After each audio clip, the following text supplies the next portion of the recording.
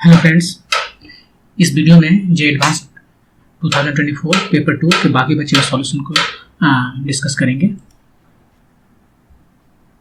Section 3 में 6 question हैं और आपको आंसर देने होंगे पॉजिटिव इंटीजर्स के रूप में। सो क्वेश्चन 8 है, the dimension of a cone are measured using a scale with a least count of 2 millimetre. द diameter of the base and height are both measured to be 20 centimetre. Height जो है सो 20 centimetre measure किया और diameter भी 20 centimetre measure किया। List count इसका जो है 2 मिलीमीटर दिया हुआ है। The maximum percentage error in determination of the volume, volume जो है उसमें कितना एरर आ रहा है ये बताना है। तो वॉल्यूम के लिए फॉर्मूला क्या लिखते हैं इस कोण के लिए, 1/3 पाई आर स्क्वायर एच। इसमें जो एरर आएगा वो कितना आएगा, कांस्टेंट के लिए हम कुछ नहीं करते, छोड़ देते हैं। आर में जो एरर आ रहा है वो है ऐड करते हैं, एच में जो एरर आ रहा है उसको ऐड करते हैं, पावर से मल्टीप्लाई करते हैं। आर का पावर 2 है तो 2 से मल्टीप्लाई कर दिए, एच का पावर 1 है तो एच 1 से मल्टीप्लाई कर दिए। ये हमारा फ्रैक्शनल एरर है और फ्रैक्शनल एरर में यदि 100 से मल्टीप्लाई करेंगे तो परसेंटेज एरर दे देगा।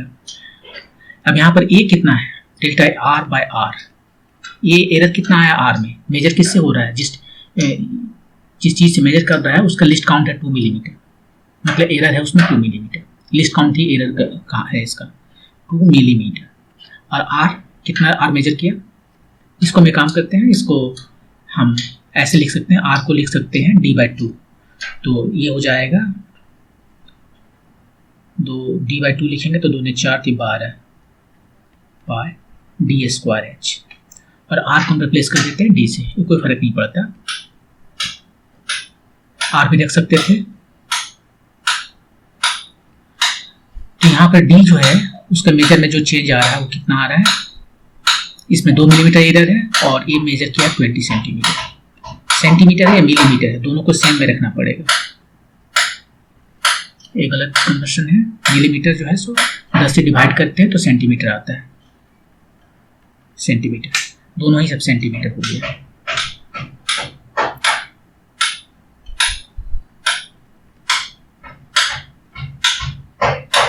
ये भी सेंटीमीटर हो गया और ये भी सेंटीमीटर हो गया। तो ये हो गया 2/200 0.01, इतना इसमें एरर आया। परसेंटेज में कितना है 1%। डेल्टा d/d परसेंट जो है 1% है। 100 से मल्टीप्लाई करेंगे इधर, 100 से इधर मल्टीप्लाई करेंगे तो 1% आएगा। वैसे डेल्टा h/h कितना है, डेल्टा h एरर कितना है 2 मिलीमीटर और ये भी 20 सेंटीमीटर है, तो सेम एग्जैक्टली सेम, ये भी 1%। तो वॉल्यूम में कितना एरर आया, ये 2 टाइम्स डेल्टा डी है 1%, डेल्टा एच ये है 1%, टोटल कितना आया 3%। ये आपका आंसर हो गया 3%, परसेंटेज एरर है 3।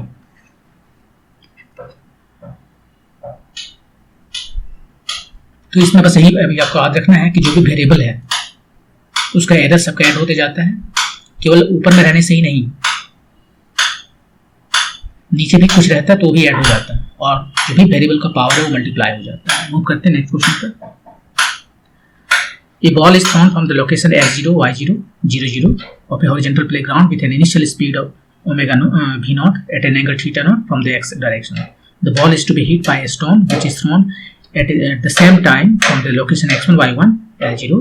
The stone is thrown at an angle 180 degree minus theta 1 from the positive x direction with a suitable speed. पहले देख लेते हैं वहाँ क्या कर रहे हैं। ये ग्राउंड है, एक बॉल इधर से फेंका है और एक बॉल इधर से फेंका है और जाकर कहीं पर वो हिट कर रहा है, मान लेते हैं यहाँ पर हिट किया।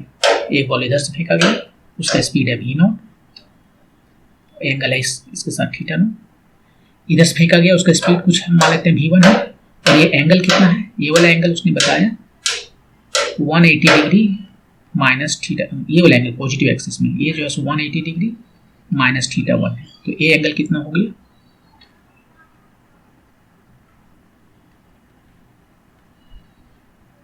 तो ये एंगल जो है सो हो गया θ1। स्पीड उसने नहीं दिया, हमने मान लिया v1 है। और ये दोनों के बीच का जो डिस्टेंस है AB वो L है। देखिए एक तो 0 0 पर है और एक L0 पर है। इसको वो x0 y0 बोल रहा है और इस पॉइंट को वो x1 y1 बोल रहा है। अब क्या बोल रहा है कि for fixed value of v0, ये v0 ये जो है सो फिक्स्ड है। जब θ0 और θ1 का वैल्यू 45 है तो stone hits the ball at time t1, कहीं पर हिट करता है, टाइम इसका जो वहां पर है t1 पर हिट करता है। और यदि वो चेंज कर देता है एंगल, सो 60-30 हो जाता है, तो t2 टाइम पर हिट करता है। ये दोनों रेशियो बताना है, t1 t2 का रेशियो का स्क्वायर बताना है। तो मुझे टाइम निकालना है। मान लेते हैं कि ये जो है सो किसी पर्टिकुलर टाइम t में यहाँ पर हिट करता है, t=t, और ये t=0 पर यहाँ से फेंका जाता है, इसको भी t=0 पर फेंका जाता है। तो पहले हम क्या करते हैं, एट द सेम टाइम जब ये जहां पर हिट करेगा उसका x और y कोऑर्डिनेट सेम होगा, उसका हाइट सेम होगा, x y कोऑर्डिनेट सेम नहीं होगा, केवल y कोऑर्डिनेट सेम होगा। x कोऑर्डिनेट का सम जो है सो L होना होगा, क्योंकि जहां भी टक्कर मारेगा ये x कोऑर्डिनेट का सम जो है सो ये टोटल लेंथ L होगा। तो वर्टिकल मोशन को हम कंसीडर करते हैं। वर्टिकल मोशन जो है देखते हैं, दोनों का जो है y = ut plus half gt square लिख सकते हैं formula, ut minus half gt square, दोनों के लिए लिखेंगे। पहला के लिए लिखते हैं v0 sin थीटा, ये इसका कंपोनेंट है वर्टिकल डायरेक्शन में, v0 sin θ0, और इधर कंपोनेंट है v0 cos θ0। वैसे इसका दो कंपोनेंट है, ये यदि v1 है तो इधर हो गया v1, ये एंगल कितना है, ये 180 माइनस थीटा, तो ये थीटा है, θ1 ये वाला एंगल है, तो v1 cos θ1 इधर हुआ, अब v1 sin θ1 ऊपर में हुआ, v1 sin θ1 v0 sin θ1। तो u t टाइम कितना लगा उसे, मान लेते हैं t टाइम में यहाँ पर देखते हैं minus half g t square. ये क्या है y, कुछ है वैल्यू, और यही दूसरा का भी है, दूसरा भी इतना ही डिस्टेंस जाता है, लेकिन उसका स्पीड अलग है, स्पीड अलग है, एंगल अलग है, वो है v1 sin θ1, टाइम उसने भी उतना ही लिया है। अब ये दोनों को यदि हम सिंप्लीफाई करते हैं तो क्या देखते हैं कि ये दो कट गया और इसमें जो बचा वो है एक तरफ v0 sin θ0 और एक तरफ v1 sin θ1।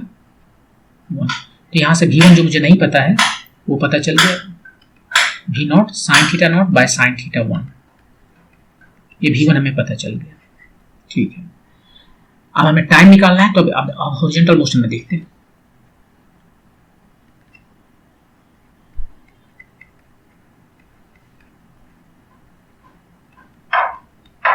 हॉरिजॉन्टल मोशन में पहला कितना चला, उसका स्पीड क्या है हॉरिजॉन्टल डायरेक्शन में, जो कि फिक्स है, कोई एक्सेलरेशन नहीं है, जस्ट v0 cos θ है।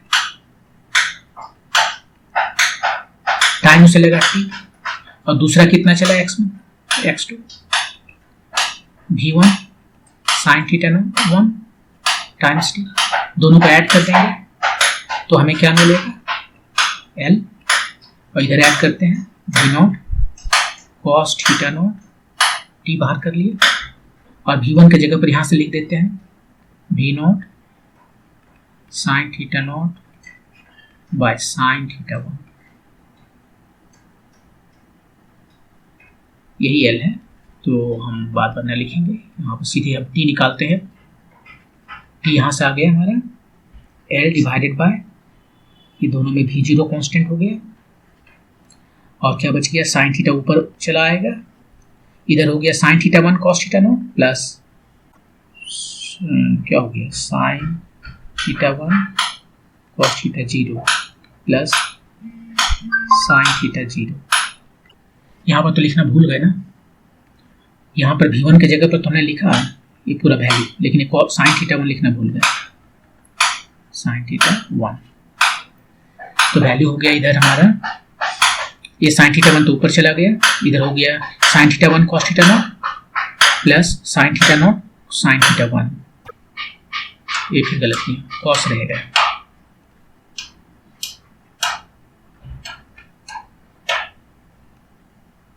यहाँ होगा कॉस थीटा 1, ये कॉस थीटा नॉट, ये कॉस थीटा 1, कॉस थीटा 1।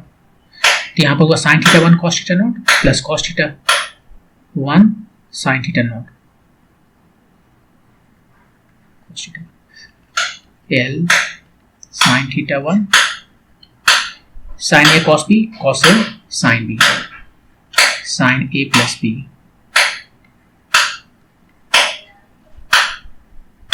ये हमारा टी का वैल्यू है। अब दोनों केसेस के लिए टी का वैल्यू निकाल के हम उसका रेशियो निकाल लेंगे। केस 1 में क्या है,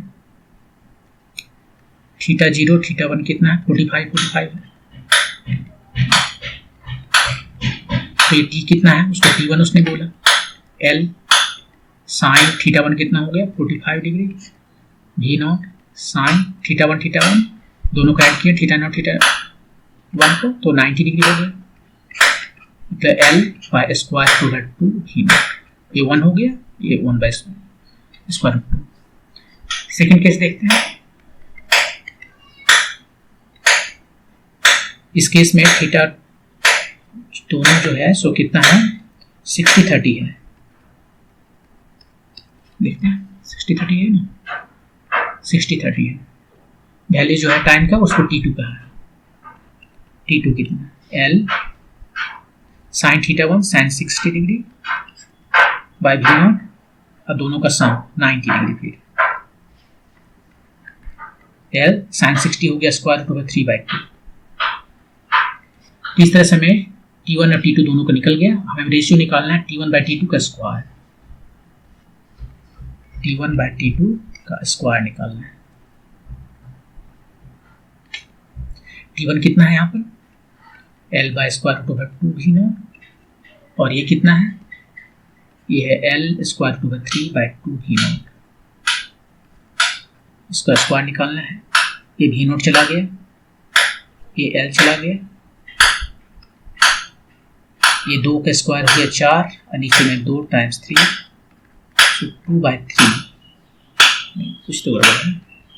यहाँ पर थीटा नॉट है ये, और ये थीटा 1 है। यहाँ मैंने इतना लिख दिया, सो गलत यही है, साइन 30, और ये हो जाएगा 1/2। तो वैल्यू कितना आया देख लेते हैं सही करके। T1 का वैल्यू है L by square root over 2 भी नॉट, और इसका वैल्यू है L बाय 2 भी नॉट। ये भी नॉट चला गया, इधर है 2 का स्क्वायर 4, इधर 2 का स्क्वायर 2, इधर 3 नहीं है, तो आंसर आपका आ गया 2। 8 आंसर है। तो इसमें क्या करना है, एक यहाँ से चला है, सेम टाइम में यहाँ से भी चला है, इसका स्पीड भी नॉट दिया है, इसका पता नहीं है। ये एंगल जो है सो थीटा नॉट है, ये थीटा 1 एंगल है, और बोला कि 2 केसेस हैं। एक केस में जब थीटा नॉट 45 और थीटा 1 वो भी 45 है, तो T1 टाइम में ये दोनों हिट करता है। सेकेंड केस में ये जब 60 है और ये 30 है, तब ये T2 टाइम में हिट करता है। अब T1 T2 का रेशियो निकालना है। वर्टिकल डायरेक्शन में गए, वर्टिकल डायरेक्शन में उसका हाइट को सेम होना पड़ेगा उसको टकराने के लिए, और तब उसका y कोऑर्डिनेट सेम है। S/dt प्लस हाफ इसका फॉर्मूला लगाएं, यहाँ से रिलेशन आ गया V1 का V0 के टर्म में। हॉरिजॉन्टल डायरेक्शन में गए तो हम उसका हॉरिजॉन्टल कंपोनेंट देख रहे हैं, कितना ये ट्रेवल किया, कितना ये ट्रेवल किया, दोनों को ऐड करेंगे तो L आएगा, L आ गया यहाँ पर, और V1 का वैल्यू V0 के टर्म में यहाँ से लिख दिए, तो हमें एक फॉर्मूला आ गया T के लिए, जिस टाइम में वो टक्कर होता है, और यही टाइम का रेशियो मुझे बताना है। तो केस 1 के लिए थीटा 1 और थीटा नॉट 45 है, तो ये टाइम आ गया हमारा L by square root over 2 भी नॉट। सेकेंड केस में जब थीटा नॉट 60 और थीटा 1 30 है, तो ये टाइम आ गया L बाय 2 भी नॉट, और दोनों का रेशियो का स्क्वायर कर दें तो 2 आ गया, ये आंसर हो गया। मूव करते हैं नेक्स्ट क्वेश्चन पे। ये charge is kept at the centre point P of a cylindrical region. The two edges subtend a half angle theta at P as shown in the figure. When theta is equal to 30 degree, then the electric flux through the curved surface is phi, ये यदि theta 30 degree है तो phi, और 60 degree है तो then the electric flux through the curved surface is phi by square 2 by n. What is the value of n? यही पूछा है। तो यहां पर चार्ज रखा है इसके सेंटर पे, और इसके थ्रू जो फ्लक्स है, कर्व्ड सरफेस के थ्रू जो फ्लक्स है इसको फाई 1 कहें, इधर से जो फ्लक्स है इसको फाई 2 कहें, इधर से जो फ्लक्स है इसको फाई 3 कहें। फाई 2 और फाई 3 तो सेम होगा, और तीनों को यदि हम सम कर दें फ्लक्स तो कितना आएगा, तीनों का फ्लक्स सेम कर दें तो गॉस लॉ से ये जो फ्लक्स होता है E डॉट डी एस, ये फ्लक्स है, इलेक्ट्रिक फील्ड को मल्टीप्लाई करते हैं परपेंडिकुलर डायरेक्शन में एरिया वेक्टर से और सम करते हैं हर जगह, तो ये आता है charge inside bye epsilon nought, और इनसाइड चार्ज है Q और एप्सिलॉन नॉट तो परमिटिविटी है स्पेस का, तो ये वैल्यू हमें है। और इसमें दो तो सेम है, फाई 2 फाई 3 दोनों सेम है, तो phi 1 plus 2 phi 2 equal to Q by epsilon nought, तो फाई 1 कितना हो गया, Q by epsilon not minus 2 phi 2, ये वैल्यू है आपका, पता करना है। तो इसको पता करने के लिए फाई 2 पता करना पड़ेगा, ये जो सरफेस है, प्लेन सरफेस है, उसके थ्रू कितना फ्लक्स जा रहा है, कितना फ्लक्स निकल रहा है इसके थ्रू, वो पता करना है। तो इसको पता करने का दो तरीका है। एक तरीका तो ये है कि आप सिंपली जो है सो फ्लक्स कैलकुलेट कर लें इस सरफेस पे। तो देखिए हम यहाँ पर फर्स्ट मेथड में वही करते हैं, इसको कैलकुलेट कर लेते हैं। यहाँ पर हमने एक रिंग कंसीडर किया, ठीक है, और रिंग का रेडियस हमने रखा x, और ये कितना हो गया हमारा dx, विड्थ है dx।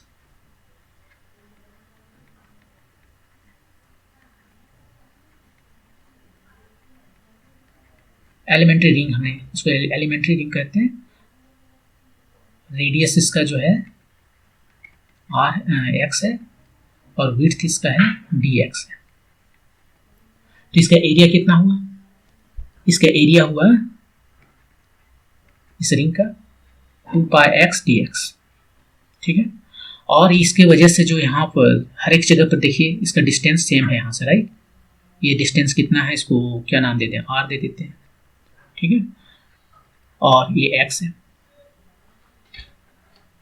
ये एंगल को अल्फा बोलते हैं।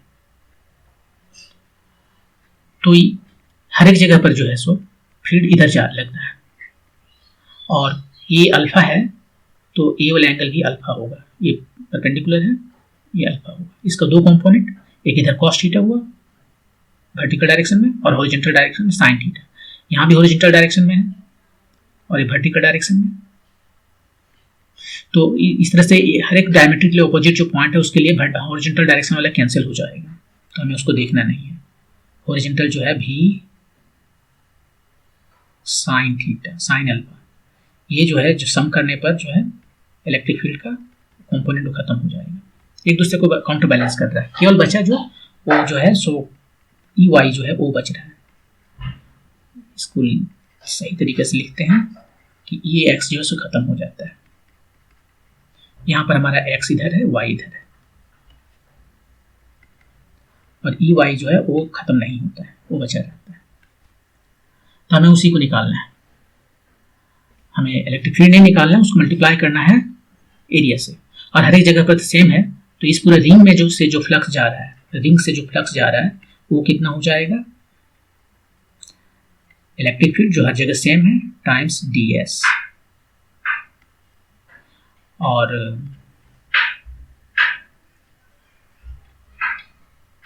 E यदि हम परपेंडिकुलर ले लें ds के तो जस्ट ds लिखना पड़ेगा, परपेंडिकुलर कंपोनेंट, और ds जो है सो यहाँ पर परपेंडिकुलर ऑलरेडी है, तो ये परपेंडिकुलर जो है वो कितना आता है, वैल्यू रखते हैं 1/4 पाई एप्सिलॉन नॉट, चार्ज है Q बाय r स्क्वायर, और ये ds जो है अभी निकाले यहाँ पर ds है, एरिया यही ds है 2 पाई x dx। तो इतना हमारा हो गया dy। अब यहाँ पर वेरिएबल देखिए आर वेरी कर रहा है, डी एक्स एक्स वेरी कर रहा है, हमें एक वेरिएबल में लाना होगा। तो क्यों ना हम ऐसा करें कि एक्स, इस एंगल को अल्फा बोले हैं तो टेन अल्फा एक्स बाय, ये कुछ इसको कुछ बोल देते हैं, ये डी है मान लीजिए, एक्स बाय डी हो गया। यहाँ से देख लेते हैं tan alpha equal to X by D, तो एक्स जो है सो हमारा डी टेन अल्फा हो गया, तो डी एक्स कितना हो गया, D times sec square alpha D alpha, D X का वैल्यू हो गया। आर कितना हो जाएगा, साइन अल्फा या कॉस अल्फा में आ जाएगा, साइन अल्फा नहीं कॉस अल्फा लेते हैं,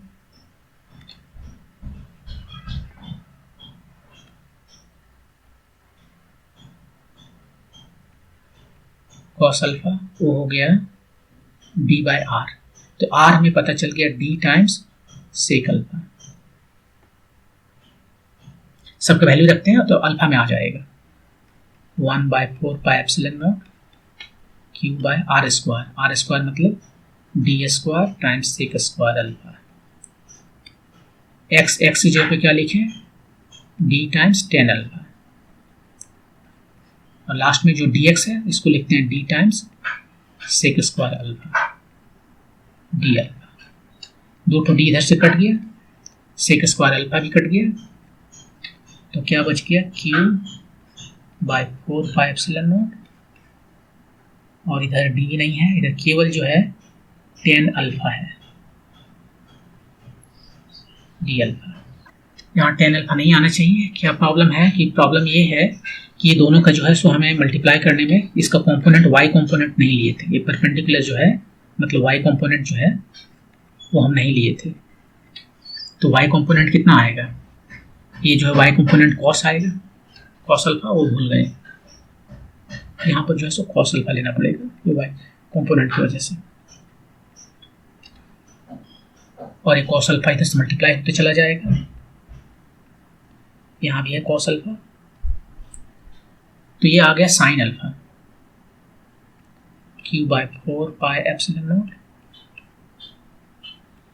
साइन अल्फा डी अल्फा, ये डी फाई का वैल्यू है, इसको इंटीग्रेट कर देंगे फाई का वैल्यू मिल जाएगा, फाई 2 निकल जाएगा, फाई 2 जो है ये वाला है प्लेन से, फ्लक्स थ्रू प्लेन, जो कांस्टेंट है उसे बाहर कर लेते हैं, sign alpha D alpha, alpha कहां से कहां तक जाएगा, अल्फा जो है सो 0 से जाएगा ये थीटा तक, 0 से जाएगा थीटा तक, Q by 4 pi epsilon naught, ये कितना हो गया, साइन का हो गया कॉस अल्फा, और विथ माइनस साइन, माइनस इसके लिमिट को चेंज कर देगा, थीटा यहाँ पर थीटा से 0 इंस्टेड ऑफ 0 टू थीटा, और इसका वैल्यू रखेंगे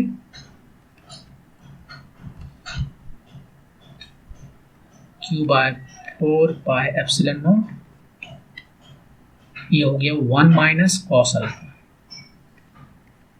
theta, actually 1 minus cos theta,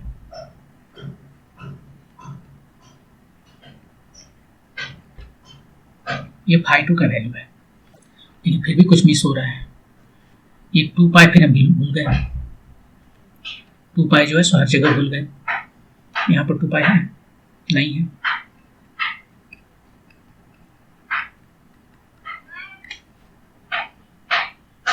हर जगह 2 पाई है,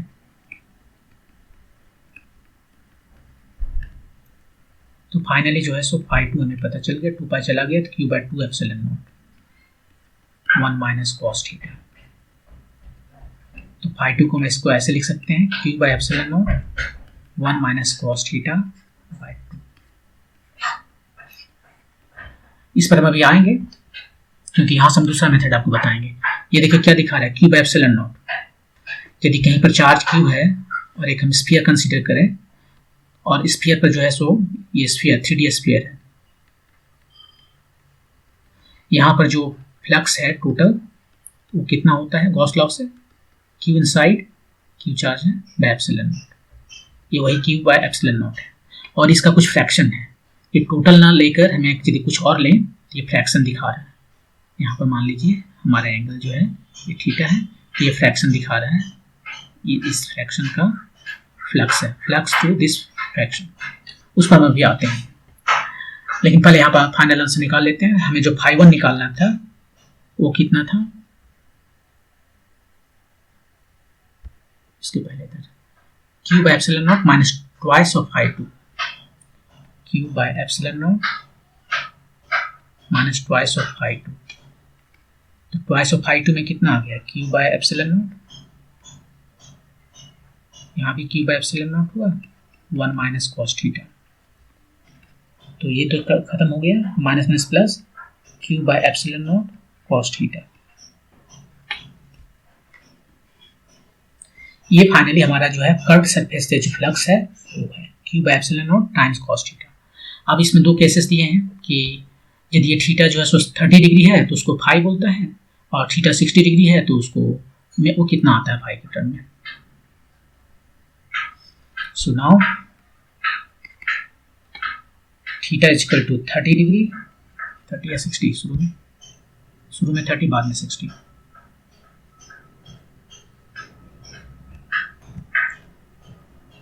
तो ये फ्लक्स जो है उसको बोल रहा है कि कैपिटल फाई लिख रहा हूँ, capital phi Q by epsilon naught cos theta, cos 30 degree, cos 30 degree √3/2। Second case में जो है सो फाई हम अभी 2 बोलते हैं, थीटा जो है सो 60 डिग्री ले लिया, तो Q by epsilon naught cos 60 degree, Q by epsilon naught cos 60 degree मतलब हाफ, ऊपर नीचे में स्क्वायर रूट 3 से मल्टीप्लाई कर दें, क्यों ये लाना चाह रहे हैं, Q square root 3/2 epsilon not, Q square root 3/2 epsilon naught 1 by square root by 3, यही वाला टर्म ही है। देखिए उसको फाई लिखते हैं, phi by square root over 3। इसको कंपेयर कीजिए, क्वेश्चन में कितना बोला था, phi by square root over n, इसको कंपेयर कीजिए phi by square root over n, तो n का वैल्यू आ गया 3, यही आपका आंसर है। एक बार समराइज कर देते हैं क्या किया हमने। उसने पूछा है कि जो कर्व सरफेस है उसके थ्रू कितना फ्लक्स जाएगा। हम यदि गॉस लॉ लगाते हैं तो flux through this curve surface plus this plane surface plus this plane surface, ये तीन तो सरफेस ही है, मतलब curve through close surface Q by epsilon naught होता है। ये दोनों के थ्रू तो सेम है, सिमेट्री से ये बीच में है तो सेम है, तो एक का निकालेंगे तो उसको सीधे डबल कर देंगे। यदि सिमेट्री में नहीं रहता, यहाँ ना रख यहाँ दे देता तो अलग अलग निकालना पड़ता है। तो फाई नॉट आया Q by epsilon not minus 2/2। अब मुझे यहाँ से निकालना पड़ेगा। यहाँ से निकालने के लिए क्या करते हैं, हम एक रिंग कंसीडर करते हैं जिसका रेडियस है x और विड्थ है dx, उसका एरिया हो गया 2πx dx, और इसके थ्रू जो फ्लक्स जा रहा है, यहाँ पर इलेक्ट्रिक फील्ड हर जगह सेम है, हर एक पॉइंट पर सेम है क्योंकि डिस्टेंस सेम है और डायरेक्शन इधर है। जो हॉरिजॉन्टल कंपोनेंट है, जो x कंपोनेंट है वो काउंटर बैलेंस कर लेगा, तो केवल y कंपोनेंट का देखेंगे। तो इसका जो y कंपोनेंट है उसको मल्टीप्लाई करने, ये जो एरिया है क्रॉस सेक्शनल एरिया, उसका भी एरिया वेक्टर जो है अप डायरेक्शन में है, तो दोनों मिला के स्केलर दे देगा। तो यहाँ पर मैंने ई परपेंडिकुलर लिखा, वही y एक्सिस वाला, और ये कितना होता है, जो ई का वैल्यू है ये यहाँ पे लिख देता हूँ, E cos alpha, actually D E लिखना चाहिए मुझे, ये डी लिखना चाहिए, डी विथ कॉस अल्फा यहाँ आ गया, और इसका एरिया से मल्टीप्लाई कर दिया, सिंप्लीफाई किए, और इसमें जो वेरिएबल है एक्स है आर है, दोनों वेरिएबल है, अल्फा भी है, तो हम क्या करते हैं सबको अल्फा के टर्म में कन्वर्ट कर दिए। Ten alpha equal to x/d है, तो x का वैल्यू निकल गया, बाकी आर को भी हम अल्फा के टर्म में लिख के रख दिए, तो केवल हमारे पास अल्फा का टर्म है। अब इसको इंटीग्रेट कर देते हैं, अल्फा 0 to थीटा, यहाँ पर देख लीजिए ये अल्फा है, तो ये 0 यहाँ से लेकर यहाँ तक थीटा जाएगा, तब ये एरिया जो है सो पूरा का पूरा कवर कर लेगा प्लेन सरफेस। और इसको सिंप्लीफाई करने के बाद में हमारा आगे फाई 2 का वैल्यू पता हो गया। तो फाई 1 जो है एक्चुअली वो था Q by epsilon not minus 2/2, यहाँ पर सब्स्टिट्यूट किए तो हमें बहुत सिंपल रिलेशन आया कि Q by phi naught times cos theta है। अब उसने कहा कि 30 डिग्री के लिए यदि थीटा 30 डिग्री है तो हमें फाई मिलता है, वो मैंने देखा इतना मिलता है, और उसने बोला यदि थीटा 60 डिग्री लेते हैं तो जो हमें फ्लक्स मिलता है वो phi by square root over n मिलता है, वो n कितना है। तो फाइव स्क्वायर टू 60 डिग्री पर हमने इसका वैल्यू निकाला और यहाँ से इसको सब्सटीट्यूट कर दिया, तब हमें मिला 5/√3 और वो बोला मुझे 5/√n मिलता है, तो n जो है सो 3 हो गया। अब हम आते हैं वापस यहाँ पर कि ये जो फॉर्मूला आया है वो कैसे आ रहा है, कैसे आ रहा हो तो देखा आपने यहाँ पर, लेकिन ये क्या कह रहा है, ये कह रहा है कि हमारे पास एक सर्किल है, स्फीयर लेते हैं और स्फीयर का एक पार्ट का यह फ्लक्स है, ये जो फ्लक्स हमने निकाला है वो प्लेन सरफेस का निकाला है, ये प्लेन सरफेस का निकाला है।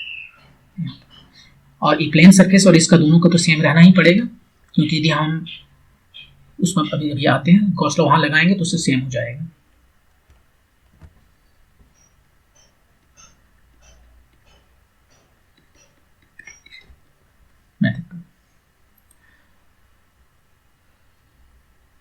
देखिए एक हमारे पास स्फीयर है यहाँ पर है और हम ले लेते हैं सेंटर से इधर कोई एक इसका पार्ट, और ये जो बनाता है एंगल थीटा, इसके साथ में थीटा एंगल बनाता है। अब ये कितना सॉलिड एंगल है, ये थीटा जो है तो प्लेन एंगल दिख रहा है ना, जो लिख रहे हैं प्लेन एंगल दिख रहा है। सॉलिड एंगल कितना है, सॉलिड एंगल और प्लेन एंगल के बीच में क्या रिलेशन है, सॉलिड एंगल जो है वो होता है 2π1 - cos थीटा। कैसे होता है, कैसे होता है तो देख लीजिए यहाँ पर, यदि देखना आप चाहते हैं तो ये मान लीजिए हमारा, ठीक है, ये हमारा सॉलिड एंगल है डी थीटा, डी ओमेगा, और ये एंगल हमारा है थीटा। यहाँ पर इसको जो हमें स्फेरिकल कोऑर्डिनेट में चलना पड़ेगा इस तरह से, जैसे ये चल लिए, यहाँ पर जो है एक सॉलिड एंगल इसने बना लिया, ये एंगल थीटा है, तो इसका एरिया जो है सो कितना होता है। ये सॉलिड एंगल कैसे डिफाइन करते हैं, सॉलिड एंगल डिफाइन करते हैं area divided by r square, r इस स्फीयर का रेडियस है, और यहाँ पर जो एरिया होता है आप उसे देखोगे तो वो आएगा r 2πr sine theta, actually r square sine theta D theta. तो ये है सॉलिड एंगल, एक छोटा सा सॉलिड एंगल, ये वाला जो सॉलिड एंगल दिख रहा है। अब यदि टोटल सॉलिड एंगल निकालना है विच मीन सम एंगल यहाँ से यहाँ तक, तो हमें इसको इंटीग्रेट करना पड़ेगा। 2πr स्क्वायर सारे कॉन्स्टेंट हैं, साइन थीटा डी थीटा का इंटीग्रेशन चलेगा, और थीटा कहाँ से कहाँ जा रहा है, 0 से सम एंगल थीटा नॉट तक, और ये सॉलिड एंगल इसको तो डिवाइड करना पड़ेगा r स्क्वायर से ना, तो ये r स्क्वायर तो चला गया। साइन थीटा को जब इंटीग्रेट करते हैं तो आता है cos थीटा, माइनस साइन, तो माइनस साइन इसका इंटीग्रेशन चेंज कर देगा लिमिट, और तब आया 2π1 - cos थीटा। तो ये होता है relation between solid angle and plane angle, ठीक है। तो हम यदि अब स्फीयर का बात करें, गॉस लॉ लगाएं, E.ds, तो E.ds में क्या है, Q by epsilon not, charge यहाँ पे Q रखा हुआ है, अंदर में चार्ज बाय एप्सिलॉन नॉट, तो ये तो पूरा के वजह से हुआ, राइट। ये जो इतना आ रहा है वो सॉलिड एंगल कितना की वजह से आ रहा है, 4π सॉलिड एंगल की वजह से आ रहा है, 4π सॉलिड एंगल दे रहा है Q बाय एप्सिलॉन नॉट, तो 1 सॉलिड एंगल कितना देगा, Q by epsilon not divided by 1/4। तो यदि हमारे पास डी ओमेगा सॉलिड एंगल है तो वो कितना देगा, डी ओमेगा बाय 4π। तो जो हमें फ्लक्स मिल रहा है, कोई लिमिटेड फ्लक्स जो है वो कितना होगा, वो होगा तो टोटल फ्लक्स, टोटल की वजह से जो फ्लक्स मिल रहा है Q बाय एप्सिलॉन नॉट, यहाँ पर देखिए, और डी ओमेगा कितना है, ये 2π1 - cos थीटा है। डी ओमेगा सॉलिड एंगल है, सॉलिड एंगल को हम प्लेन एंगल में कंसीडर कर रहे हैं, कन्वर्ट कर रहे हैं,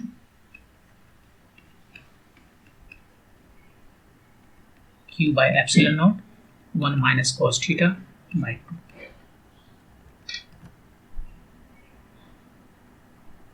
तो ये आया हमारा, यदि कोई भी स्फीयर का पार्ट है तो इसके वजह से आ रहा है। अब हम अपने क्वेश्चन पर वापस चलते हैं। क्वेश्चन हमारा तो ये नहीं था, हमारा तो एक सिलेंडर था, इस तरह से था सिलेंडर, और यहाँ पर ये हमारा एंगल था, ठीक है। इसी रेडियस का यदि हम एक स्फीयर कंसीडर करते हैं और ये जो पार्ट दिख रहा है ये 3 डायमेंशनल है, स्फीयर है, तो यहां पर जो दिख रहा है फ्लक्स, और हम अब कंसीडर करते हैं एक ये और एक दूसरा स्फीयर, स्फीयर नहीं प्लेन सरफेस, ये मिला के क्लोज सरफेस हुआ, ये क्लोज सरफेस हुआ 1 + 2, ये 1 2, 1 है जो कर्व सरफेस है और 2 जो प्लेन सरफेस है। ये दोनों सरफेस जो है सो कर्व सरफेस है जो कि वॉल्यूम का अंदर में है। जैसे आप सोच लीजिए आलू है एक, और बीच से एक सीख निकालते हैं उससे, उसको पकाने के लिए ऊपर से सीख जाता है और बीच से काट दें कहीं ऊपर में, तो ये हमें जो इक्वेटोरियल प्लेन नहीं उसके पैरेलल में जो प्लेन आता है वो मिलता है, और उसके बीच में एक कर्व सरफेस है, वो वॉल्यूम को हम देख रहे हैं, उसके अंदर की बात कर रहे हैं। मतलब एक हमारे पास आलू है, आलू को यहाँ से कट कर दिए तो जो हमें चीजें मिला ये आलू के ऊपर वाला, हम इसको देख रहे हैं। इससे होकर कितना फ्लक्स जाएगा, फिर गॉस लॉ लगाएंगे, इससे होकर कितना फ्लक्स जाएगा, Q inside bye epsilon not, Q inside कितना, चार्ज नहीं है, 0 है, तो फ्लक्स जो है सो इसके थ्रू से जो जाएगा और इसके थ्रू से जो जाएगा दोनों को सेम होना पड़ेगा क्योंकि 0 है। जितना फ्लक्स इधर से बाहर जा रहा है उतना ही इधर से अंदर आ रहा है। तो यहीं से हम समझ सकते हैं, यहीं से हम कह सकते हैं कि इसके थ्रू कितना फ्लक्स जाएगा। फ्लक्स जो है 2 से कितना जाएगा, जितना फ्लक्स 1 से जा रहा है उसी का साइन अपोजिट है, ये अंदर जा रहा है वो बाहर जा रहा है, और कोई फर्क नहीं। और अभी भी निकालें कि इससे कितना फ्लक्स जा रहा है, यदि ये एंगल थीटा है तो हमारा आता है ये, वो होता है d ओमेगा बाय 4π, ये फ्रैक्शन हुआ, इस स्फीयर का फ्रैक्शन, कितना फ्रैक्शन एरिया यहाँ पर लिया हुआ है, टाइम्स जो टोटल की वजह से होता है Q बाय एप्सिलॉन नॉट, और ये दोनों के बीच में रिलेशन तो यहाँ रखती है, तो आता है 1 - cos θ by 2 times Q by epsilon. ये वही रिलेशन आया जो हमने वहाँ इंटीग्रेट करके लाया। यहाँ पर आपको उतना इंटीग्रेशन नहीं करना पड़ेगा, उतना कैलकुलेशन नहीं करना पड़ेगा, बस आपको याद रखना होगा कि हमें यदि थीटा यहाँ पर एंगल है, थीटा यहाँ पर एंगल है, तो इससे होकर कितना फ्लक्स जा रहा है, टोटल का जो फ्रैक्शन देगा वो देगा ये 1 - cos θ बाय 2, या आप ऐसे सोच लीजिए ये एंगल जो है सो इक्विवेलेंट टू है सॉलिड एंगल 2π 1 - cos θ, इतना है, इतना सॉलिड एंगल है, और ये टोटल सॉलिड एंगल इतना है, टोटल देता है Q बाय एप्सिलॉन नॉट, यही फाई दिया है यहाँ से, फाई ये फाई 2 निकल गया, तो फाइनली आपको फाई 1 जो निकालना है इसके थ्रू, फाई कर्व सरफेस के थ्रू निकालना है, वो है Q by epsilon not minus 2π2, वो तो निकालना ही पड़ेगा। तो ये ऐसे इसको बना सकते हैं। मूव करते हैं नेक्स्ट क्वेश्चन पर। 2 equilateral triangle prism P1 and P2 are kept with their sides parallel to each other in vacuum as shown in the figure. ये लाइट रे इंटर्स प्रिज्म P1 इसमें इंटर करता है at an angle of incidence theta यहाँ पर, such that outgoing ray undergoes minimum deviation in prism 2 P2. If the respective refracting indices of P1 and P2 are दिया हुआ है, tan theta is equal to this much, then what is the value of beta? पहला बात है कि equilateral triangle है, तो prism का एंगल जो है सो 60 डिग्री है दोनों, और ये दोनों को पैरेलल रखा हुआ है। अंडरगोज मिनिमम डेविएशन इन प्रिज्म 2, इससे होकर जो लाइट जा रहा है इसमें जो है डेविएशन जो है सो प्रिज्म मिनिमम है, किसमें, प्रिज्म 2 में, प्रिज्म 2 में जो है सो डेविएशन मिनिमम है, प्रिज्म 1 में नहीं मिनिमम है, इसमें मिनिमम है। और रिफ्रैक्टिव इंडेक्स दोनों का दे दिया है, इसका स्क्वायर रूट ओवर 3/2, इसका स्क्वायर रूट ओवर 3/2। तो ये थीटा जो है सो निकालना है, कितना होगा ये थीटा, उसने निकाला है, और यहाँ पर बीटा लिखा है, बीटा का वैल्यू हमें बताना है। तो देखिए कैसे करते हैं, वापस चलते हैं, बैकवर्ड चलते हैं, यहाँ से P2 से चलते हैं। ये डेविएशन इसमें मिनिमम है, मिनिमम डेविएशन के लिए हमें पता है कि हम म्यू को लिख सकते हैं sine A plus minimum deviation by 2 divided by sine A by 2, ये हम लिख सकते हैं। ये फॉर्मूला तभी लिख सकते हैं यदि डेविएशन मिनिमम है, मिनिमम नहीं है तो नहीं लिख सकते। तो खैर यहाँ पर बोला मिनिमम है, और म्यू का वैल्यू दिया हुआ है स्क्वायर रूट ओवर 3, साइन ए हमें पता है कि 60 डिग्री है, मिनिमम डेविएशन बाय 2, और साइन 60/2 साइन 30, तो इधर से आ गया साइन 30 हाफ, तो स्क्वायर रूट ओवर 3/2, और इधर हो गया sine 60 degree plus lambda m by 2। इसको क्या कितना लिख सकते हैं, साइन 60 लिख सकते हैं। तो यहाँ से हम कंपेयर करें तो क्या हमें मिलता है कि 60 degree equal to 60 degree plus lambda m by 2। तो लैम्डा m कितना आ गया 60 डिग्री। तो यदि इसका रिफ्रैक्टिव इंडेक्स √3 है तो मिनिमम डेविएशन आता है हमारा 60 डिग्री फॉर इक्विलेटरल ट्रायंगल। ठीक है, यहाँ पर हमें पता चल गया कि हमारा मिनिमम डेविएशन जो है सो 60 डिग्री है। और ये मिनिमम डेविएशन होता कितना है, मिनिमम डेविएशन नहीं, कोई भी डेविएशन कितना होता है, कोई भी डेविएशन जनरल डेविएशन जो है वो होता है i plus i prime minus a। और यदि डेविएशन मिनिमम हो तो सिमेट्रिक रहना पड़ता है। मिनिमम के लिए i और i को सेम रखना पड़ता है, r और r प्राइम को सेम रखना पड़ता है, और r और r प्राइम जो है दोनों का सम तो a है, तो यहाँ से हम लिख सकते हैं a बाई 2। यहाँ से लिखा, तो इस केस में मिनिमम डेविएशन कितना है, i प्लस i प्राइम, ये दोनों सेम हो गया। i इधर से जा रहा है, i प्राइम इधर से निकल रहा है। जैसे सोच लीजिए ऐसे है, तो ए वाला जो एंगल है वो i प्राइम है और ए वाला जो एंगल है वो i है, ये दोनों सेम है।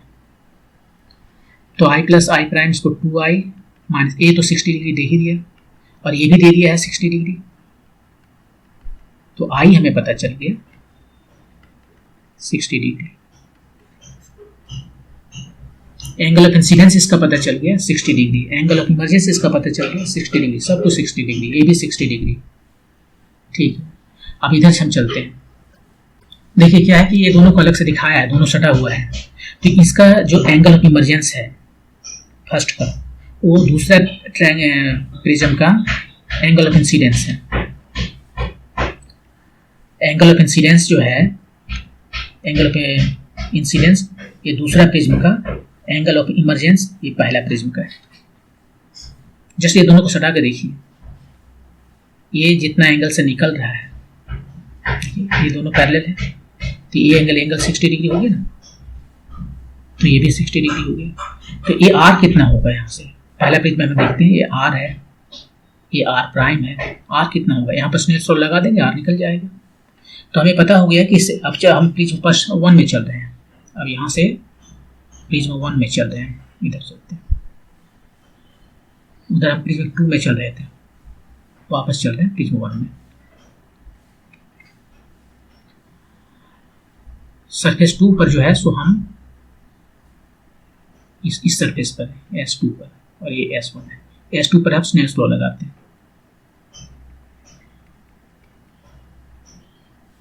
Sign r prime equal to sine i prime. ठीक है, i पहला वाला का i प्राइम जो कि 60 डिग्री है, यहाँ पर देखिए, और यहाँ म्यू से मल्टीप्लाई करना पड़ेगा क्योंकि ये इस मीडियम में है। तो म्यू इसका कितना है, √3/2 साइन r प्राइम, और साइन i प्राइम कितना हुआ, i प्राइम तो निकाले 60 डिग्री, यही जो सो i प्राइम है फॉर फर्स्ट पहला प्रिज्म का 60 डिग्री। और 60 क्यों लिख रहे हैं, ऐसे लिखना होगा ना, साइन 60 डिग्री मतलब √3/2। तो यहाँ से साइन r प्राइम जो है सो कितना आ गया 1, नहीं 1 कैसे आ सकता है। इसका एंगल ऑफ प्रिज्म में रिफ्रैक्टिव इंडेक्स वो √3/2 नहीं है, ये है, दोनों का रूट है, तो यहाँ पर दोनों का रूट चलेगा। और साइन r प्राइम जो है सो कितना आ गया, यहाँ से हम देख सकते हैं ये √3/2 है और यहाँ से √2/√3 है, तो ये तो चला गया, ये आ गया 1/√2। तो इस तरह से r जो है प्राइम जो है सो 45 डिग्री आ गया। हम फर्स्ट प्रिज्म की तरह बात कर रहे हैं, सेकंड का नहीं। और फिर r प्लस r प्राइम तो एंगल ये होता है जो कि 60 डिग्री है इस केस में, तो r कितना हो गया 60 माइनस 45 डिग्री, सो 15 डिग्री हमें पता चल गया। हम बैकवर्ड चल रहे हैं, इधर से चलते चलते इधर आए, अभी सरफेस पर आ गए, ये r प्राइम, r मुझे पता हो गया, ये r प्राइम है, ये r है, तो r हमें पता चल गया, तो थीटा पता चल जाएगा। फिर स्नेल्स लॉ लगाते हैं सरफेस 1 पर, सरफेस 1 पे लगाते हैं, sine theta equal to mu times sine r। Mu कितना है, square root over 3/2 sine R, R कितना है, अभी आर निकाले थे 15 डिग्री, और यहाँ से आगे सब कुछ ठीक है। इसको पाई में लिख देते हैं। थीटा कितना आया, sine inverse square root over 3/2 sine 15 degree. 15 degree को हम पाई बाई 18 लिख सकते हैं, नहीं पाई बाई 12, 15 टाइम्स 12 180 ऐसे लिख सकते हैं। और कंपेयर करके देखिए, उसने जो बोला था कंपेयर करने के लिए, उसका थीटा जो है सो sine inverse square root over 3/2 sine pi by beta है। तो यहाँ से बीटा जो है सो आ गया 12, ये आपका आंसर देख लीजिए question number 3। Sine inverse square root over 3/2 sine pi by beta. तो एक बार समराइज कर देते हैं। क्या करना है कि इसने वो कहा कि इक्विलैटरल ट्रायंगल है, एंगल 60 डिग्री है, प्रिज्म एंगल 60 डिग्री है। सेकंड प्रिज्म जो है मिनिमम डेविएशन दिखाता है, मिनिमम डेविएशन दिखाता है मतलब सेकंड प्रिज्म के लिए आई और आई प्राइम दोनों जो है सो सेम है, आर और आर प्राइम भी सेम है। और मिनिमम डेविएशन के लिए जो फॉर्मूला यूज करते हैं हम लोग रिफ्रैक्टिव इंडेक्स का, वो होता है sine A plus minimum deviation divided by 2 whole divided by sine A by 2। यहाँ पर सबका वैल्यू दिया हुआ है, मिनिमम डेविएशन नहीं दिया हुआ है, बाकी सबका वैल्यू दिया हुआ है। यहाँ से मिनिमम डेविएशन हमें निकल गया 60 डिग्री। और ये जो मिनिमम डेविएशन है, डेविएशन जो भी आता है वो होता है angle of incidence, angle of emergence minus A. और इस केस में चूंकि डेविएशन मिनिमम है तो आई और आई प्राइम सेम होगा, तो यहाँ से हमें ये डेल्टा के वैल्यू में पता है कि डेल्टा मिनिमम हो गया 2i माइनस 60 डिग्री, और मिनिमम ये मुझे 60 डिग्री पता है, अभी भी पता किए, तो आई हमें पता चल गया, वो 60 डिग्री आया। आई पता हो गया तो आई प्राइम भी पता हो गया। तो ये वाला एंगल और ये वाला एंगल दोनों पता हो गए 60 डिग्री। इसका जो एंगल ऑफ फर्स्ट प्रिज्म का जो एंगल ऑफ इमर्जेंस है वो सेकंड प्रिज्म का एंगल ऑफ इंसिडेंस है, यहाँ यहीं से देख सकते हैं। ये आई है तो ये भी आई है, तो यहाँ पर स्नेल्स लॉ लगाते हैं। ये 60 डिग्री है, ये आर प्राइम मुझे पता कर लेंगे स्नेल्स लॉ लगाने से। फर्स्ट प्रिज्म आ गया वापस इधर, स्नेल्स लॉ लगाए, आर प्राइम पता हो गया, वो आया 15 डिग्री 45 डिग्री। आर प्राइम पता हो गया तो आर भी मुझे पता हो जाएगा क्योंकि दोनों का सम एंगल होता है, एंगल ऑफ प्रिज्म होता है। ये 45 है, ये 60 है, तो 15 डिग्री हो गया।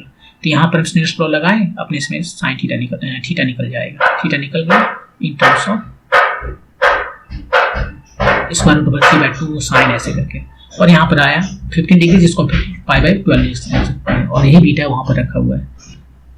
ओके, मूव करते हैं नेक्स्ट क्वेश्चन पे। Question number 12, an infinitely long thin wire having an uniform charge density per unit length 5 nanocoulomb per metre. इसका जो चार्ज डेंसिटी है 5 नैनोकूलम पर मीटर है।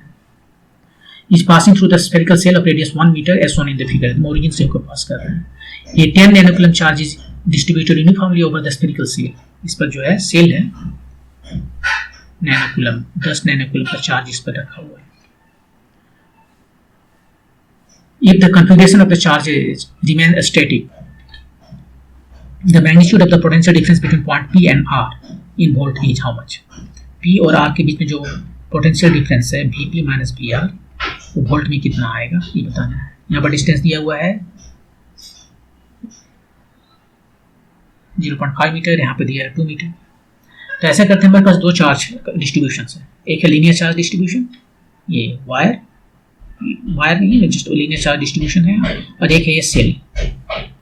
अब दोनों ही की वजह से पोटेंशियल जो है सो अलग अलग होगा, पोटेंशियल डिफरेंस अलग अलग होगा।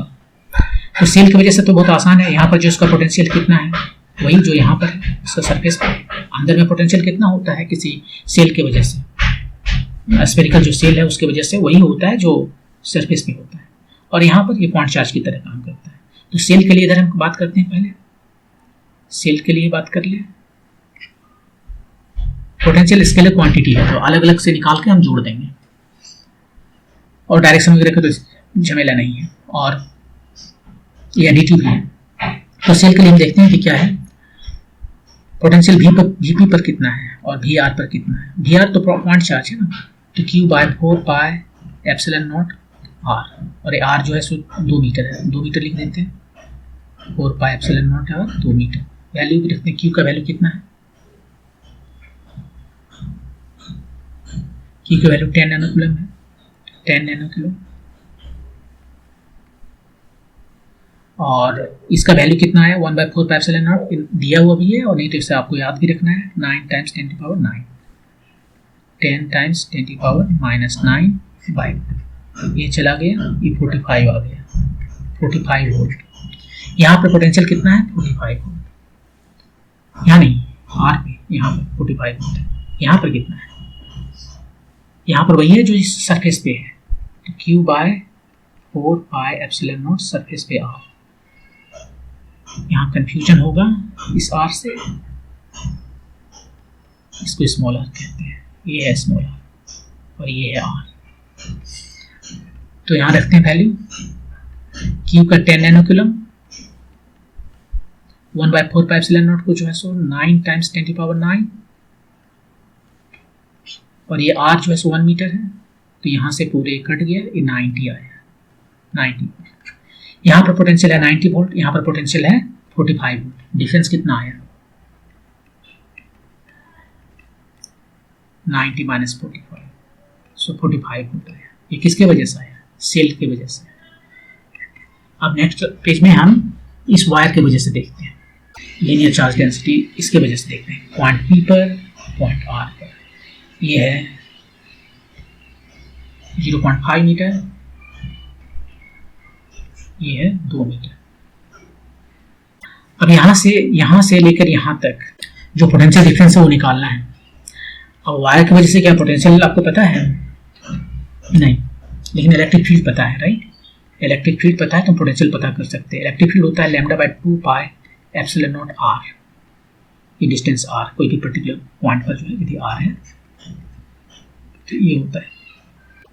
और अब यहाँ पर पोटेंशियल निकालना है, Vp माइनस VR ये निकालना है, तो वो होता है E.dr, इतना तो वर्क डन कर रहा है इलेक्ट्रिक फील्ड, राइट, ले जाने में P to R।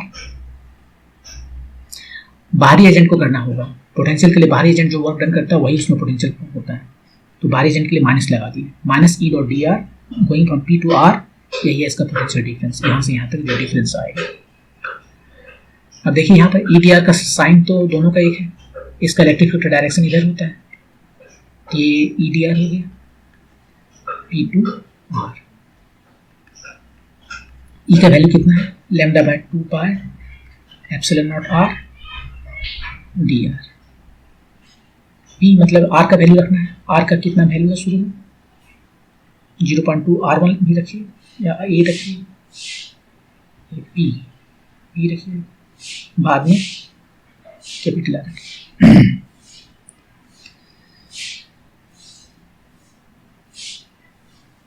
λ/2 pi epsilon naught, ये लॉग हो गया Rp माइनस R। इसको नीचे कर देते हैं 4 पाई एप्सिलॉन नॉट, ऊपर में 2 कर देते हैं। इसका वैल्यू R कैपिटल R रखते हैं, इसका वैल्यू P रखते हैं। यहाँ पर थोड़ा सा मिस्टेक है, वो मिस्टेक ये है कि इसको जिस तरह से डिफाइन किया गया है Vp माइनस VR, तो R से P जाना पड़ेगा। हम P का पोटेंशियल निकाल रहे हैं विद रेस्पेक्ट टू R, तो R टू P नहीं, R टू P जाना होगा, P टू R नहीं। ये ओरिजिन है एक तरह से, याद कीजिए। वो जब हम पोटेंशियल निकालते हैं किसी जगह पर तो हम कैसे निकालते हैं, E.dr going from infinity to some point, infinity to some point P, इसका मतलब हुआ ये Vp माइनस V इन्फिनिटी जो है। तो ये जो बाद में है वो रेफरेंस है, ओरिजिन है, वहां से हमें स्टार्ट करना है मूव के लिए, तो यहाँ R से मूव के लिए जाना होगा, R टू P, हमने उल्टा लिखा, R to P, R to P, R to P, R to P, और ये वैल्यू जो है सो सबके वैल्यू रख लेते हैं, -2 λ/4 pi epsilon naught ln Rp। P का वैल्यू कितना है 0.5 मीटर और R का वैल्यू है 2 मीटर, तो ये हो गया 1/4 -2 λ, इसका वैल्यू रखेंगे, ये प्लस हो गया तो उलट गया तो ln 4 हो गया, ln 4 मतलब 2 टू द पावर 2, तो ये हो गया 2 2 4 lambda by 4 pi epsilon not ln2 का वैल्यू दिया हुआ है और ये 4 लैम्डा का वैल्यू कितना दिया है, कितना 5 नैनो कूलम है per metre, 5 nano coulomb, nano means 10⁻⁹ और ये 1/4 पाई एप्सिलॉन नॉट को हम लिख सकते हैं 9 टाइम्स 10⁻⁹ और ln2 का वैल्यू दिया है 0.7। वैसे आपको याद रखना चाहिए इसका वैल्यू होता है 0.693, तो उसने अप्रोक्सीमेट किया, राउंड किया 0.7, तो कितना आया, ये चला गया, कितना हो गया है 5 10 7 7 टाइम्स 9 126 वोल्ट इतना आया। तो यहाँ पर हमने देखा कि Vp माइनस VR किसके वजह से इतना आया, तो टोटल तो स्केलर क्वांटिटी है, तो टोटल Vp माइनस VR जो है टोटल, तो सेम VPR ऐसे लिखते हैं, ये सेल की वजह से और VPR वायर की वजह से, सेल की वजह से 45 था, इसकी वजह से 126 है, जोड़िए कितना आता है 120 चाले 160 170 171 वोल्ट, यही आपका आंसर। तो एक बार समराइज कर देते हैं इसको। देखिए यहाँ पर एक वायर है, लीनियर चार्ज डेंसिटी है, वायर नहीं है, लीनियर चार्ज डेंसिटी है, और एक सेल है, सेल के पास जो चार्ज है वो दिया हुआ है, इसका चार्ज डेंसिटी दिया हुआ है, linear charge density. P potential का डिफरेंस बताना है Vp माइनस VR। पहले सेल के लिए चलते हैं, सेल पर ई का पोटेंशियल वही है जो सरफेस पे है, वो निकाल लिए 90 वोल्ट। इस पॉइंट पे क्या है, ये पॉइंट पार्टिकल की तरह काम करेगा, Q/4 पाई एप्सिलॉन नॉट r, यहाँ पर निकाल लिए 45 वोल्ट, तो Vp माइनस VR 45 वोल्ट आया, 90 माइनस 45 वोल्ट। अब इसके वजह से चलते हैं, अलग अलग चलेंगे, इसके वजह से चलते हैं, तो इसके वजह से हमें पोटेंशियल डायरेक्ट नहीं पता है, क्योंकि हम इसको पता नहीं कर सकते, क्योंकि पोटेंशियल जब फॉर्मूला लगाते हैं इन्फिनिटी टू पी पॉइंट लगाते हैं, और ये इसका इंटीग्रेशन लॉग आता है, और लॉग का इन्फिनिटी का हमें वैल्यू नहीं पता है, तो हम इसका डायरेक्ट पोटेंशियल डिफरेंस निकाल सकते हैं। तो इलेक्ट्रिक फील्ड हमें पता है, तो पोटेंशियल डिफरेंस क्या होता है, V/R का जब हमें पोटेंशियल डिफरेंस निकालना है तो हमें लिखना पड़ेगा E.dr, ये वर्क डन कर रहा है इलेक्ट्रिक फील्ड, माइनस लगा दिया, work done by external agent going from reference point R to P का पोटेंशियल निकाल रहा है विद रेस्पेक्ट टू R, तो R से मूव करना शुरू किया, P तक आया, E का वैल्यू हमें ये पता है, उसको यहाँ पर सब्स्टिट्यूट किए, इंटीग्रेट किया, लॉग आया, वैल्यू सब्स्टिट्यूट किए, ये हमें 126 वोल्ट दिया, दोनों की वजह से ऐड कर दिया तो 171 वोल्ट आ गया। मूव करते हैं नेक्स्ट क्वेश्चन पे। ये spherical soap bubble inside an air chamber at pressure P0 is equal to 10⁵ Pascal has a certain radius so that the excess pressure inside the bubble is 145 Pascal। ये देखिए soap bubble है और ये एक chamber में है, chamber में है मतलब इसका एटमॉस्फेरिक प्रेशर जो है चेंज किया जा सकता है। अभी दिया है 10⁵ पास्कल, जो हमारा एटमॉस्फेरिक प्रेशर है उससे थोड़ा सा, बहुत थोड़ा सा ज़्यादा होता है। ये सोप बबल में जो एक्सेस प्रेशर होता है, प्रेशर इनसाइड ज़्यादा होता है, इसलिए कन्वेक्स फॉर्म में है, तो प्रेशर जो ज़्यादा होता है वो कितना होता है, वो होता है 40/R। 40 क्यों, 40 इसलिए कि इसमें दो सरफेस है, ये सोप बबल है, ये इनसाइड में भी सरफेस है, हवा है अंदर में, और बाहर में भी हवा है, तो एक सरफेस जो बाहर वाला सरफेस हुआ और एक अंदर वाला सरफेस हुआ, दोनों की वजह से यहाँ पर 2 से एक्स्ट्रा मल्टीप्लाई करना पड़ा, वरना वाटर ड्रॉपलेट होता तो 2T/R होता। ठीक है, तो ये इतना है और इसका वैल्यू दिया हुआ 144 पास्कल। अब क्या किया सेकंड केस में, उसने चेंबर जो है सो रिड्यूस कर दिया, ये P जो है बाहर का जो प्रेशर है, P एक्सटर्नल जो प्रेशर है वो P0 यहाँ पर है। सेकंड केस में उसने क्या किया,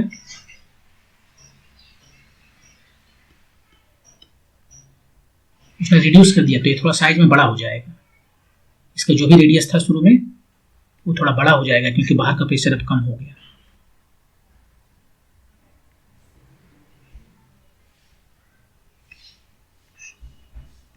R प्राइम हो गया, बाहर का प्रेशर है P0 8/27, 8P0, so that the bubble radius and its excess pressure changes. In this process, all the temperature remains constant. Okay, आज temperature same रहना है, unchanged. Assume air to be ideal gas, and the excess pressure delta P in both the cases to be much smaller than the chamber pressure. The new excess pressure delta P in Pascal is how much? तो याद रखिए ये जो chamber का pressure है, chamber का pressure एक time P0 है, एक टाइम 8P0 है, वो हमेशा ही बहुत ज़्यादा है एक्सेस प्रेशर से, ये जो एक्सेस प्रेशर अंदर में है उससे बहुत ज़्यादा है। और ये सब कुछ आइसोथर्मल चल रहा है, टेम्परेचर चेंज नहीं करता है गैस का।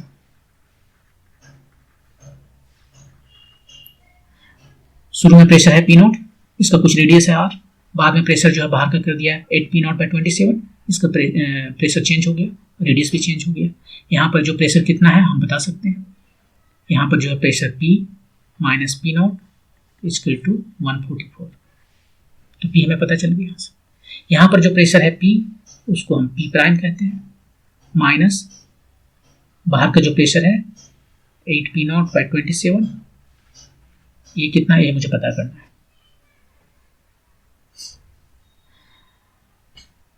ठीक है, यहाँ पर जो डेल्टा P है इसको डेल्टा P प्राइम कहते हैं, वो भी होगा 4T/R प्राइम।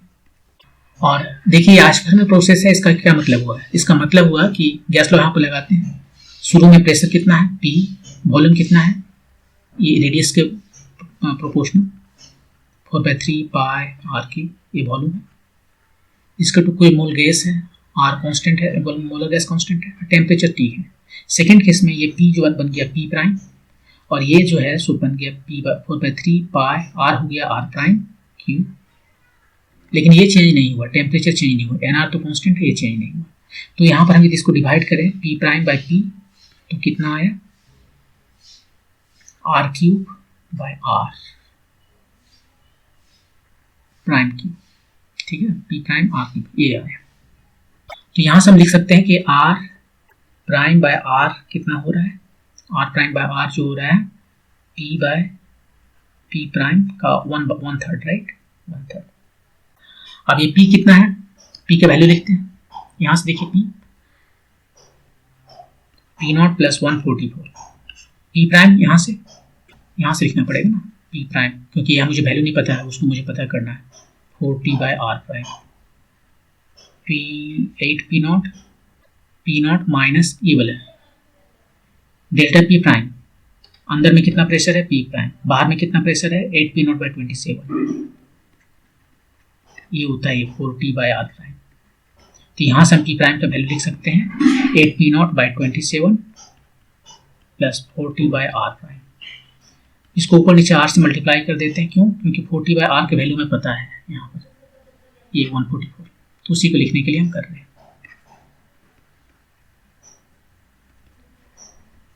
P0 प्लस 144, यहाँ से जो है हम क्या करते हैं 8/27 बाहर कर लेते हैं, तो 8 का 1/3 पावर 1/3 कितना हो गया, नीचे में 2 और ये 27 का 1/3 3, ये बच गया P0 यहाँ पर, और यहाँ पर जो है सो 4T/R R/R प्राइम इतना तो हुआ ये वाला जो है, और इसको मैंने बाहर के यहाँ है नहीं तो इसको उल्टा मल्टीप्लाई करना पड़ेगा 27/8, तब हम इसको बाहर कर सकते हैं।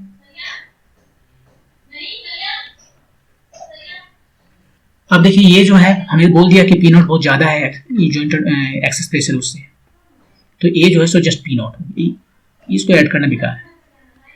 यहाँ पर ये P0 जो है इससे बहुत ज़्यादा है, किससे बहुत ज़्यादा है, यहाँ पर हम अभी लिखते हैं वैल्यू थोड़ा सा, 40/R को हम लिख सकते हैं P0,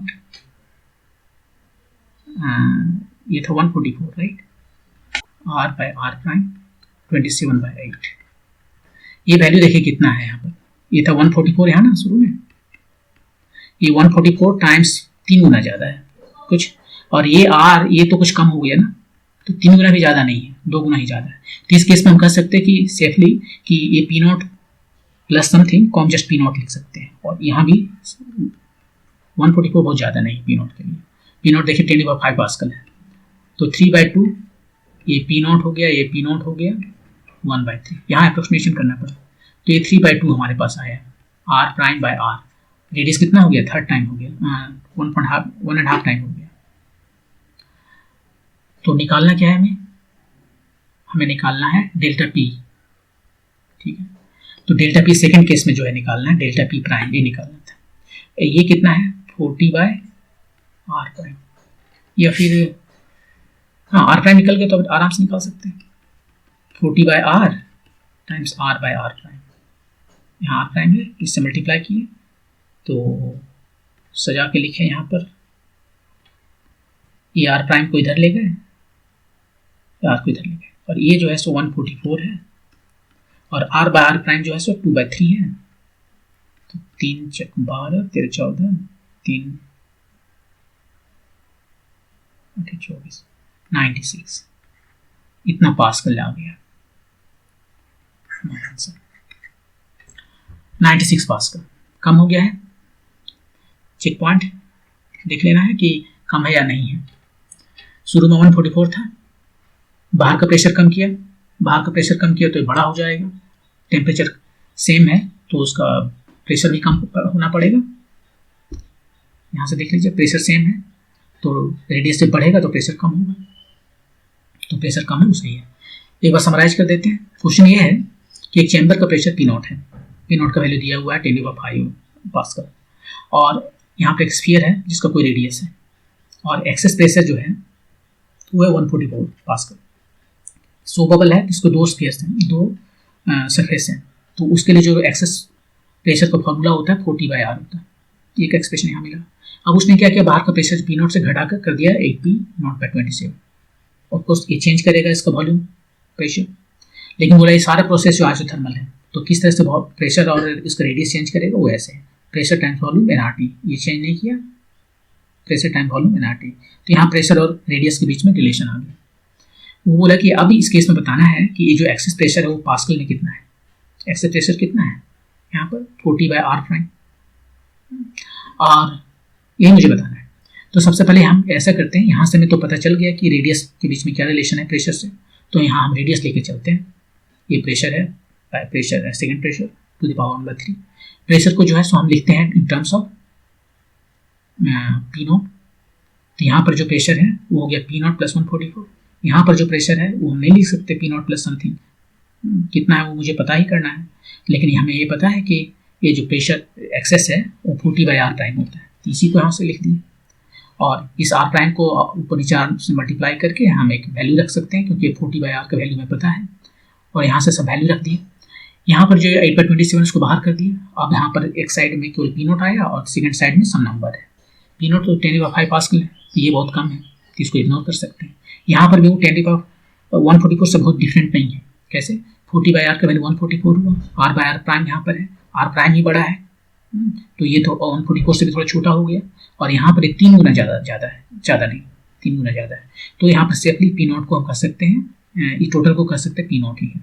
तो इस तरह से हमें ये जो रेशियो है रेडियस का वो आ गया 3/2, और तब हमें जो एक्सेस प्रेशर सेकंड केस में निकालना था जो कि होता है 40/R प्राइम, यहाँ से हम R प्राइम के वैल्यू रख दिए इन टर्म्स ऑफ R, और तब हमें 40/R का वैल्यू पता है 144 पास्कल, तो उसको रखने के बाद हमें 96 पास्कल आ गया। तो ये हमारा आंसर है। मूव करते हैं नेक्स्ट क्वेश्चन पर। ये सेक्शन 4 है, इसमें 2 पैराग्राफ दिए हुए हैं, पैराग्राफ को पढ़ना है और आंसर करना है। एक पैराग्राफ में 2 क्वेश्चन हैं।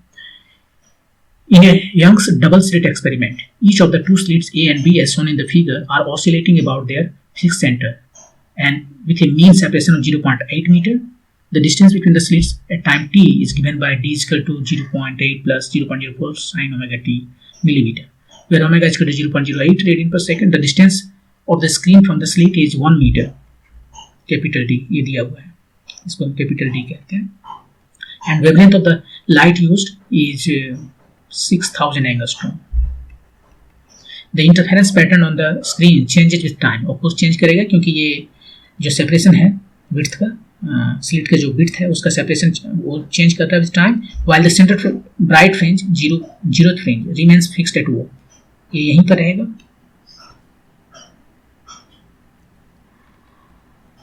ठीक है, तो क्वेश्चन है कि 8th bright fringe above the point O oscillates with time between 2 extreme positions.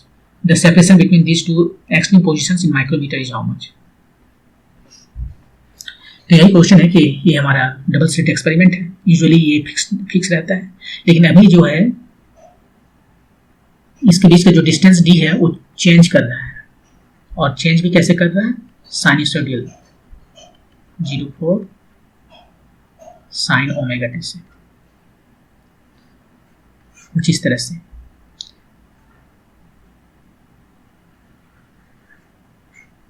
ये है 0.8 मीटर मिलीमीटर, 0.8 मिलीमीटर है, ये डिस्टेंस है दोनों के बीच का।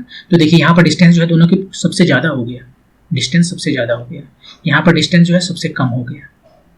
तो जब डिस्टेंस ज़्यादा हो गया तो एक फ्रिंज का जो विड्थ, फ्रिंज जो निकालते हैं यहाँ पर कहीं पर जो फ्रिंज होता है वाई पर, वो क्या होता है, वो होता है N D lambda by D.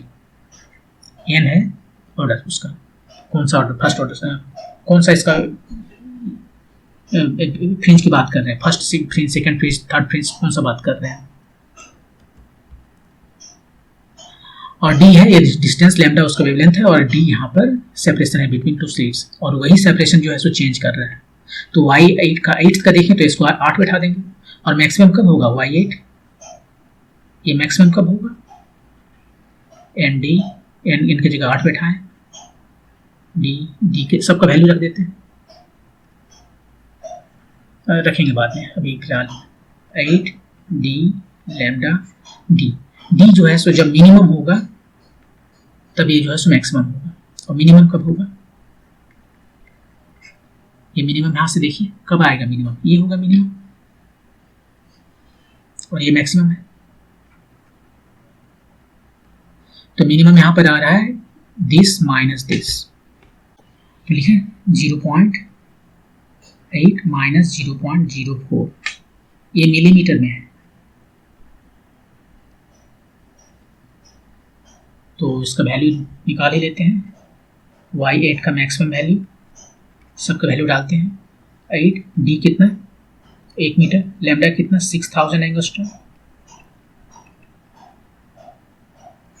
और ये मिलीमीटर में है तो मीटर में यहाँ कर देते हैं। ये कितना होगा 0.8 माइनस 0.04, तो 0.76। एक्चुअली सेपरेशन हमसे पूछा गया, राइट। तो अभी हम इसको कैलकुलेशन करेंगे तो बेकार में कैलकुलेशन होता चला जाएगा, तो हम ऐसा करते हैं, इसको माइनस ना करके हम अभी सिंपली ऐसे ही रख लेते हैं, 0.8 माइनस 0.04।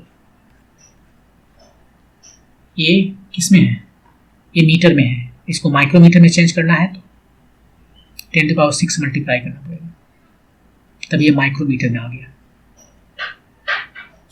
और उसके बाद थोड़ा सा सिंप्लीफाई कर लेते हैं, 6 3 9 1 10, ये खत्म हो गया सर। तो यहाँ पर कितना बचा 4800, और नीचे बचा में 0.8 माइनस 0.04, इतना माइक्रोमीटर। y8 मिनिमम कितना होगा जब ये वाला मैक्सिमम होगा, कुछ नहीं, यहाँ पर बिल्कुल यही करना है, ये प्लस कर देना है, मैक्सिमम ये है प्लस करना है, 4800 बाय 0.8 प्लस 0.04, इतना माइक्रोमीटर।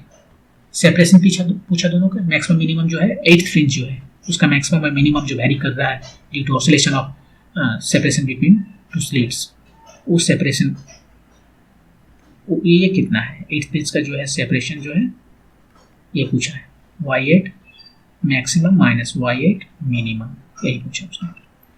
तो ये दोनों पर माइनस करना पड़ेगा, 4800 दोनों में है, कॉमन कर लेते हैं।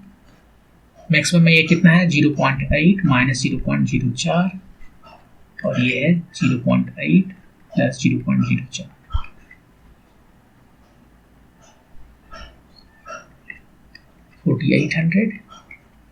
ये दोनों को यहाँ पर हम ऐड करते हैं, तो ये 0.8 प्लस 4 है, और माइनस 0.8 चला गया 4 4, तो 0.04, ये डबल हो गया, और ये हमारा यहाँ पर है प्लस 0.04, ये हमारा आंसर है। इसको बस सिंप्लीफाई करते हैं, 4800 टाइम्स 0.08, और ये हो गया 0.84। नहीं, कैसे कर सकते हैं, यहाँ पे A square minus B square होगा ना, A minus B A plus B, 0.8 square minus 0.04 square. अब देखिए ये बहुत छोटा है, तो उतना कि हम इसको कैलकुलेट नहीं करने जा रहे हैं, ये बहुत छोटा है तो इसको इग्नोर कर देते हैं, सीधे 0.8 लिख देते हैं। 1 2 1 2 चला गया, 8 यहाँ से चला गया, 8 6 48 यहाँ से चला गया, 600 माइक्रोमीटर, ये आपका आंसर हो गया। एक्चुअल आंसर जो है देखिए यहाँ पे मैंने क्या किया, थोड़ा सा इसको इग्नोर किया, मैं थोड़ा और कम होता, डिनोमिनेटर कम होता, मैंने इससे थोड़ा ज़्यादा होता है, लेकिन कितना ज़्यादा होता है देखिए, परसेंटेज कितना है 0.04, 0.8 का कितना परसेंटेज है, या उसका स्क्वायर का कितना परसेंटेज है, ये 1/20, 5% है, बहुत कम है। आप यदि इसे भी ऐड कर लोगे पॉइंट यहाँ पर 84 और 74 रखोगे तो ज़्यादा फर्क नहीं पड़ता, 8476, तो इतना ही मेरे चलेगा, इतना अप्रोक्सीमेशन कर सकते हैं। तो 600 नैनोमीटर माइक्रोमीटर जो है हमारा आंसर हो गया। Okay, next question, same paragraph है, एग्जैक्टली सेम है। आप बता रहा है कि the maximum speed in micrometre per second at which 8 bright fringe will move. अब यहाँ पर तो ऑसिलेशन कर रहा है, तो ये भी सेपरेशन चल रहा है, ये तो सेपरेशन है y8 मैक्सिमम और मिनिमम के बीच, ये वैल्यू हमेशा वेरी कर रहा है, मैक्सिमम टू मिनिमम किस स्पीड से वेरी कर रहा है, तो इसका स्पीड हमें बताना है। तो वेलोसिटी बताना है v dy y8 का टाइम के साथ, डिफरेंशिएट करना पड़ेगा।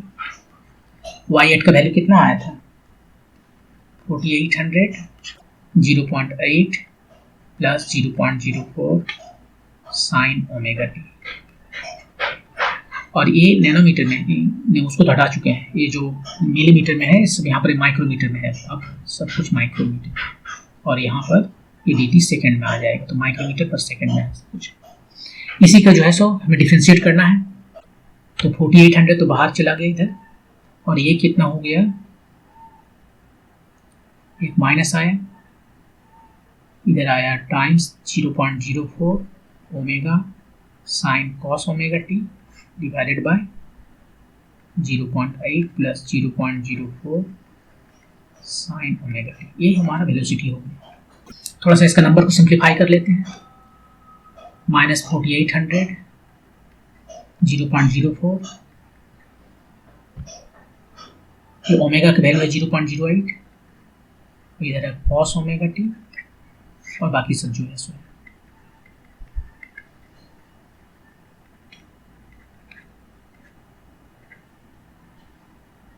इसको यहाँ से हटा देते हैं, 2 पे 0 चला गया, 48 96 192 टाइम्स 0.08, और जो है इधर कॉस, इसको x कह देते हैं, बाकी सब जो बचा उसको x कहते हैं।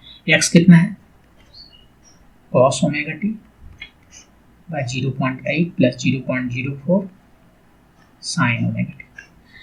तो ये वैल्यू जो है ये वेलोसिटी है।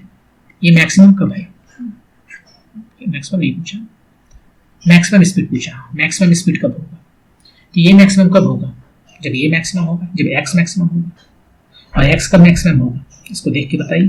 तो अब एक तो तरीका ये है कि आप इसको जो है सो dx/dt निकालिए 0, सेकेंड डेरिवेटिव को नेगेटिव होना पड़ेगा मैक्सिमम होने के लिए, यहाँ शायद ऑलरेडी माइनस है तो आप कह सकते हो पॉजिटिव होना चाहिए, ये उतना इंपॉर्टेंट नहीं है, जस्ट फर्स्ट डेरिवेटिव देखना होगा आपको।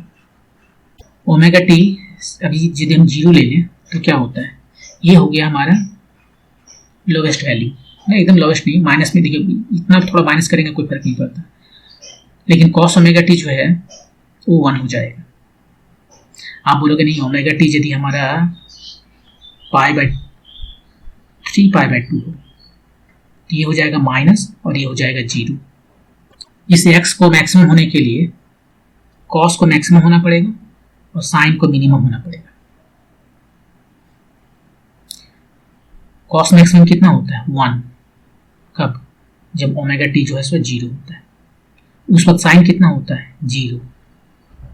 x क्या उस वक्त मैक्सिमम होगा ऑलमोस्ट, क्योंकि ये साइन ओमेगा टी जो है इसको मैक्सिमम होने के लिए डिनोमिनेटर को मिनिमम होना चाहिए था और इसको -1 होना चाहिए था उस वक्त, लेकिन -1 होने के बाद भी ये देखिए कितना का डिफरेंस देता है 0.04 का, इतना बड़ा माइनस करता है और थोड़ा सा बढ़ता है, लेकिन तब उस केस में ये 0 हो जाएगा। यदि y ये जो वैल्यू है हम इसको लेना चाहें कि नहीं भाई इसको यहाँ पर हम मिनिमाइज कर देते हैं, माइनस आ जाएगा तो केस कब आएगा 3 π/2 पर, तो उस केस में तो 0 हो गया, तो 0 हो गया तो कोई फायदा नहीं हुआ। तो फायदा यही है कि ओमेगा टी = 0 पर ही ये मैक्सिमम दिख रहा है, आप उसी पर उसको निकालिए। आप सिस्टमेटिकली निकालना चाहें तो भी निकाल के देख सकते हैं कि ये बहुत ज़्यादा दूर नहीं होगा। जो यहाँ पर कॉमन सेंस हम यूज किए कि देखिए ओमेगा टी यदि 0 है तो ये 1 है और ये कुछ वैल्यू है जस्ट 0.8 है। यदि जैसे जैसे ओमेगा टी को अब हम और बढ़ाएंगे नहीं, मान लीजिए माइनस में जा रहे हैं तो बोलेंगे ओमेगा टी के टी टाइम कैसे माइनस में जाएंगे, यहाँ पर फंक्शन है हम जा सकते हैं, ये साइन फंक्शन है हमारा ग्राफ ही तो है, हम जा सकते हैं। जैसे सोच लीजिए ओमेगा टी थीटा है, थीटा में क्यों नहीं जा सकते, नहीं तो जा रहे हैं, थीटा में थोड़ा सा माइनस जा रहे हैं, ठीक है, तो ये तो प्लस का प्लस ही रहेगा, ठीक है, और ये थोड़ा थोड़ा माइनस कर रहा है तो थोड़ा बढ़ रहा है, तो थीटा लेकिन बहुत ज़्यादा इसको यदि हम पीछे ले जाएं तो ये वैल्यू घटने लगता है। तो यहाँ पर कंपटीशन है, ये इसको हम घटा रहे हैं बढ़ाने के लिए तो ये भी घट रहा है, कितना घटाएंगे। तो आप यदि निकाल कर देखोगे इसका वैल्यू तो देखिए कितना आता है। आप इसको कैलकुलेशन कीजिए, मैं नहीं करने वाला हूँ यहाँ पर स्क्रीन पे क्योंकि ये टाइम लेगा। इसको आप यदि करेंगे तो आपको मिलेगा कि वो आ रहा है वैल्यू ओमेगा टी कुछ लास्ट में इस तरह से आएगा, एक क्वाड्रेटिक इक्वेशन आएगा काफ़ी लेंदी करने के बाद में ओमेगा टी का वैल्यू समथिंग लाइक 0.1 आएगा, -0.1, इस पर ये मैक्सिमम है। अब ये ऑलमोस्ट 0 है तो यहाँ पर ये वैल्यू जो मैक्सिमम कब है, जब ये 0 है, ओमेगा टी 0 है, मतलब ये 1/0.8, मतलब कितना हो गया, 10/8, 5/4, और तब ये वेलोसिटी मैक्सिमम कितना हुआ, जो उधर वैल्यू है 192 टाइम्स 0.08 टाइम्स 5/4, 4 गुनी 8, 5 गुनी 10, 19.2, इसका स्क्वायर है नीचे ना, नीचे में इसका स्क्वायर है तो स्क्वायर देखना भूल गए, तो ये 0.8 स्क्वायर 1/0.8 1/0.8 0.8, ये चला गया 8 2 16 3 और 2 32 8 2 32, इतना माइक्रोमीटर पर सेकेंड। ये एग्जैक्ट नहीं है लेकिन बहुत क्लोज है एग्जैक्ट के। ओके, अभी 2 क्वेश्चन और, ओके, सो लास्ट क्वेश्चन है, देखते हैं। Two particles 1 and 2 each of mass m are connected by a massless spring and are on a horizontal frictionless plane as shown in the figure.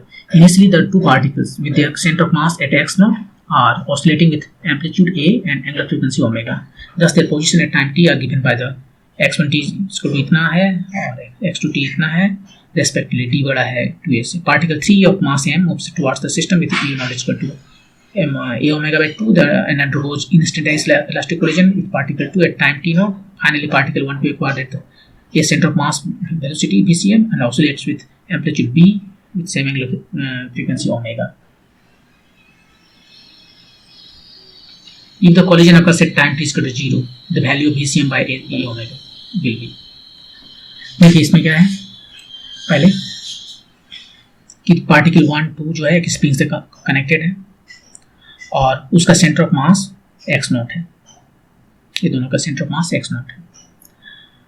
ये oscillate कर रहा है with amplitude a और angular frequency omega से। तो उसका position कैसे दिया जा रहा है, कहीं पर a तो x नॉट है तो x0 कहीं पर है, मान लेते हैं x0 यहाँ पर है, तो पोजीशन दिया जा रहा है उसका x0 प्लस d, यहाँ तक x0, ये x0 प्लस d, ये वाला d है। अभी ये मीन पोजीशन में बैठा हुआ है, ये इसका नेचुरल लेंथ है तो यहाँ पर बैठा हुआ है, अब इसी के चारों तरफ वो ऑसिलेट कर रहा है, तो d से ये हमारा ऑसिलेट एम्पलीट्यूड हुआ a, यहाँ से यहाँ तक इतना दूर तक ऑसिलेट कर रहा है, ये भी ऑसिलेट कर रहा है यहाँ पर। तो इसका किसी भी टाइम में पोजीशन कैसे लिख देंगे, x2 x0 यहाँ तक माइनस d, ये d है, यहाँ पर इसके चारों तरफ अब ऑसिलेट कर रहा है minus a sine omega t। जब इधर जा रहा है ये इधर आ रहा है, ऐसे ऑसिलेट कर रहा है, इधर जा रहा है t इक्वल टू 0 पर, ये इधर आ रहा है, तो इस तरह से ऑसिलेट कर रहा है। और उसके बाद क्या है, थर्ड पार्टिकल है सेम मास का, ये एक स्पीड से जा रहा है, यू नॉट का वैल्यू दिया हुआ है ए ओमेगा बाई 2, इधर से जा रहा है और टी इक्वल टू 0 पर, T equal to T naught पर वो जो है इस पर कोलिजन किया, इसके साथ टकराया, T equal to T naught पर टकराया, मैंने कोई भी पर्टिकुलर टाइम में बोला टकराया, लेकिन क्वेश्चन 16 में बोल रहा है कि वो टी नॉट टाइम जो है 0 में कि कौन कहाँ रहेगा, ये पार्टिकल अपना मीन पोजीशन पर है, ये पार्टिकल ये अपना मीन पोजीशन पर है, ये इधर जा रहा है, ये इधर आ रहा है, क्या है इसका स्पीड, मीन पोजीशन पर है तो इसका स्पीड मैक्सिमम होगा, हाँ मैक्सिमम कितना, ए ओमेगा ना, एसएचएम में वेलोसिटी कितना होता है, ए ओमेगा स्क्वायर रूट ओवर ए स्क्वायर माइनस एक्स स्क्वायर, तो मीन पोजीशन पर ये जो है सो वेलोसिटी मैक्सिमम होता है ओमेगा ए, तो यहाँ पर ये ओमेगा ए इधर जा रहा है, ये भी इधर जा रहा है, v equal to A omega, ये भी ए ओमेगा, और उसी वक्त कॉलिजन हुआ, और ये कॉलिजन इलास्टिक है, कहीं लिखा है इलास्टिक कॉलिजन, और दोनों का मास सेम है, तो इलास्टिक कॉलिजन में क्या होता है, यदि दोनों का मास सेम हो, एक इधर जा रहा है एक इधर जा रहा है, 1 2 मास यदि दोनों का सेम है तो वो दोनों क्या करता है, अपना स्पीड चेंज कर लेता है, एक्सचेंज कर लेता है, ये v2 से चलेगा, ये v1 से चलेगा, तो कॉलिजन के बाद में क्या हुआ, अब ये वापस चलना शुरू किया इधर, ये 3 है ना, 3 और 2 है, 3 2, ये इसका स्पीड हो गया क्या, ए ओमेगा, कॉलिजन के बाद में ए ओमेगा, और इसका स्पीड क्या हो गया, ए ओमेगा बाई 2,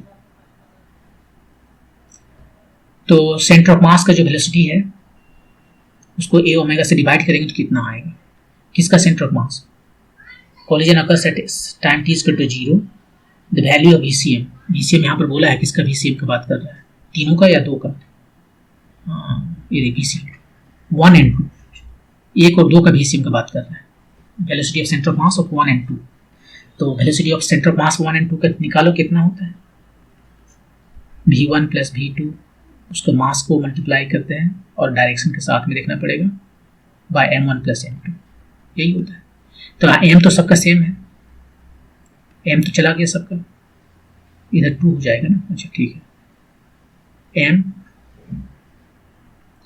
पहला का इसका वेलोसिटी कितना है, अब ये जा रहा था इधर, कोलिजन हो गया, अब इधर चलना शुरू किया, ए ओमेगा बाय 2 से,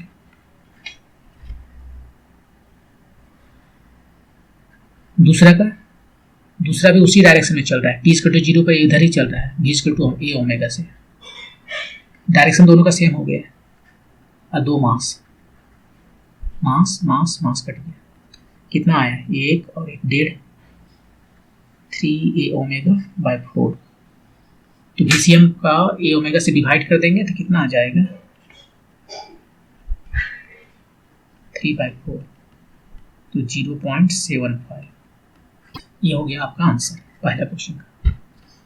तो पहला क्वेश्चन ये बोल रहा है कि जब t इक्वल टू 0 पर वो कोलाइड किया, t इक्वल टू 0 पर ध्यान दे लीजिए, ये अपना मीन पोजीशन पर है, इसका इक्वेशन को देख लीजिए, t इक्वल टू 0 पर ये कहाँ है, x प्लस डी पर है, t इक्वल टू 0 पर ये कहाँ है, यही भी x0 माइनस डी पर है, ये यहाँ पर है, और ये राइट साइड में चल रहा है, यदि आप इसका वेलोसिटी देखोगे, वेलोसिटी का एक बार डिफरेंशिएट करके वेलोसिटी देखो तो ये राइट साइड में चल रहा है, वो सिंपल है, ये साइन ओमेगा टी यही दिखाता है कि t इक्वल टू 0 पर वो यहाँ पर है और राइट साइड चल रहा है, ये लेफ्ट साइड चल रहा है, वेलोसिटी निकाल के देखना है तो देख सकते हैं, इस एक कम दिखा देते हैं x1, ये सभी तो dx बाई dt निकालते हैं, ये सभी तो चला ही गया, यहाँ पे a omega sine cos omega T equal to 0 पर क्या कहाँ होगा इसका वेलोसिटी, टी इक्वल टू 0 पर 1 हो गया, ए ओमेगा प्लस आया मतलब राइट में चल रहा है, यहाँ पर भी वही है, इस माइनस साइन की वजह से माइनस आएगा, अपना लेफ्ट में चल रहा है इस वेलोसिटी से, उसी के बाद में टक्कर हो गया, और ये टक्कर जो है सो इलास्टिक है, इसका मतलब है कि वो मास दोनों का सेम है तो अपना वेलोसिटी एक्सचेंज कर लेगा, बहुत सिंपल, ये चल रहा था ए ओमेगा बाय 2 से और ये चल रहा था ए ओमेगा से, इधर, अब अपना जो है वेलोसिटी ए ओमेगा से 3 वाला चलेगा और ए ओमेगा बाय 2 से 2 वाला चलेगा, अब सेंटर ऑफ मास निकालना है 1 and 2 का, तो 2 किस स्पीड से चल रहा है, ए ओमेगा बाय 2, किधर लेफ्ट या राइट, सेकंड किधर चल रहा है, सेकंड तो भी चलना ही शुरू किया था मीन पोजीशन से, राइट साइड ए ओमेगा से, दोनों को मास से डिवाइड किए तो आया 3a ओमेगा बाई 2। तो VCM बाय a ओमेगा जो है वो 3/4 0.75 है। नेक्स्ट क्वेश्चन सेम पैराग्राफ है, लेकिन अब जो है सो क्वेश्चन में क्या कह रहा है कि if the collision occurs at time t equal to π/2 omega. π/2 omega का मतलब है यदि हम इसे 2 से ऊपर नीचे मल्टीप्लाई कर देते हैं, 2 से ऊपर नीचे मल्टीप्लाई कर देते हैं तो हमें क्या मिलता है, हमें एक मिलता है 2π/ओमेगा 2π/ओमेगा बाय 4। 2π/ओमेगा पीरियड ऑफ ऑसिलेशन है बाय 4, सो 1/4 ऑफ ऑसिलेशन। तो 1/4 ऑफ ऑसिलेशन पर वो कहाँ रहेगा, t इक्वल टू 0 पर वो अपना मीन पोजीशन में है, मीन पोजीशन पर है, तो वो आ जाएगा इस इंड में, ये आ जाएगा इस इंड में। मीन पोजीशन से वो जो एक्सट्रीम पोजीशन है, एम्पलीट्यूड जहाँ होता है वो उतना पोजीशन में आके रहेगा यहाँ पर। और यहाँ पर इसका स्पीड क्या है, स्पीड यहाँ पर इसका 0 है, इसका भी स्पीड यहाँ पर 0 है। ये लेफ्ट जाने की तैयारी में है, ये राइट जाने की तैयारी में है। उसी वक्त आके कॉलिजन हो गया, उसी वक्त कॉलिजन हो गया। तो कॉलिजन के बाद में वो एनर्जी एक्सचेंज करेगा। ये यहाँ पर आके रुक गया, ये रेस्ट में आ गया, और ये जो है अपना कौन सा स्पीड लेके चलेगा, जो इसका स्पीड था a ओमेगा बाय 2, उसको लेके ये इधर चलेगा। ठीक है, इसको इतना इसको मिला वेलोसिटी। तो सेंटर ऑफ मास 1 और 2 का हम देखें, सेंटर ऑफ मास 1, 2 का जो है कितना हो जाएगा उसका वेलोसिटी। तो पहला का मास m, ये 2 पार्टिकल का मास 1, 2 नहीं देख रहे हैं ना, हाँ 1, 2 का मास m, स्पीड कितना भी तुरंत है इसी वक्त में a ओमेगा बाई 2। इसका मास, इसका स्पीड क्या है, अभी तो रुका हुआ है, exactly at t equal to quarter पर देख रहे हैं, क्वार्टर ऑफ ऑसिलेशन पर देख रहे हैं। इधर 2m हो गया तो आ गया a ओमेगा बाय 4। ये सेंटर ऑफ मास हो गया 1 और 2 का, जस्ट आफ्टर कोलिजन।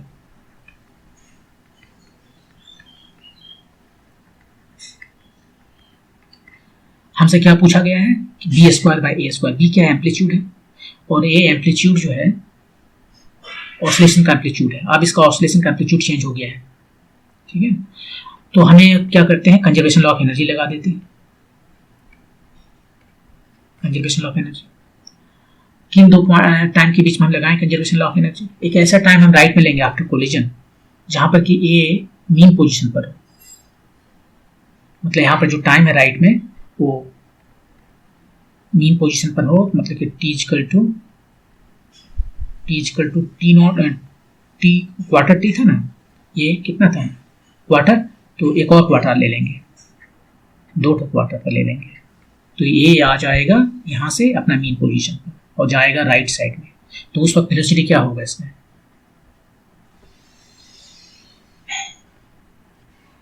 तो इधर हम राइट में देख रहे हैं at t equal to 2 times of ये जो है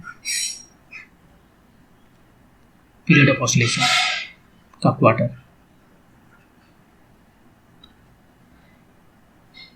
1 and 2 will be at the mean position, और मीन पोजीशन पर उसका वेलोसिटी क्या होगा, v2 का वेलोसिटी b ओमेगा, क्योंकि बोला b से उसका एम्पलीट्यूड है चेंज हो गया कोलिजन के बाद में, एक का वेलोसिटी भी b ओमेगा, ठीक है। तो एक हम इधर टाइम लेते हैं, energy at time t equal to 2 times pi by 2 omega जो भी है, और इधर एक लेते हैं ये कोई दूसरा टाइम में, जब मान लेते हैं t इक्वल टू 0 पे लेते हैं एनर्जी, t इक्वल टू 0 पर ये दोनों फिर अपना मीन पोजीशन पर है, स्पीड उसका a ओमेगा है, इस टाइम में दोनों का स्पीड a ओमेगा है। ये कोलिजन के पहले है, कोलिजन के बाद में उसका मोमेंट एम्पलीट्यूड चेंज हुआ है, ये आफ्टर कोलिजन है इस साइड में।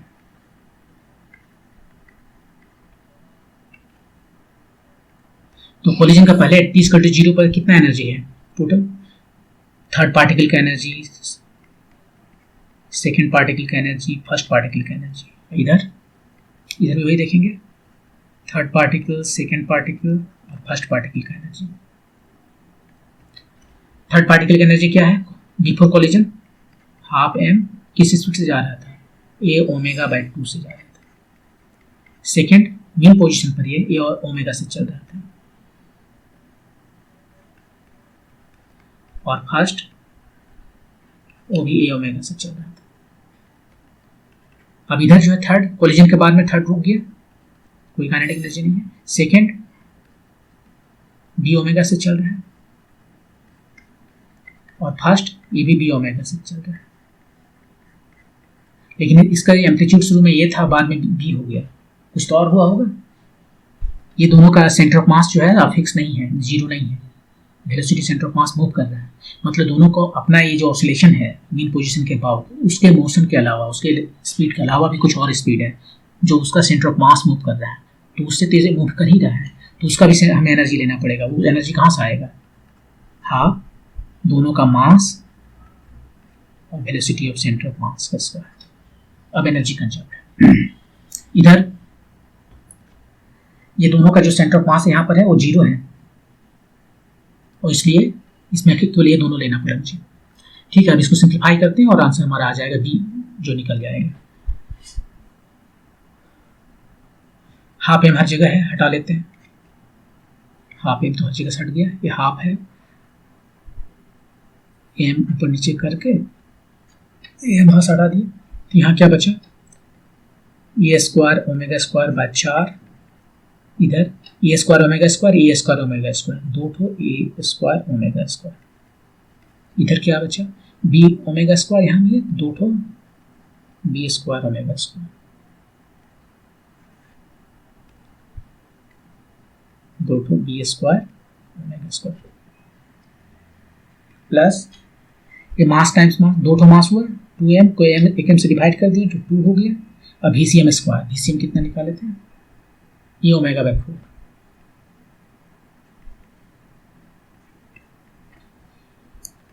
ये कितना हो गया, 4 दूनी 8, 9 A square omega square by 4, इधर हो गया 2 B square omega square, plus ये कितना हो गया, ये 4 चुक 16 में 8।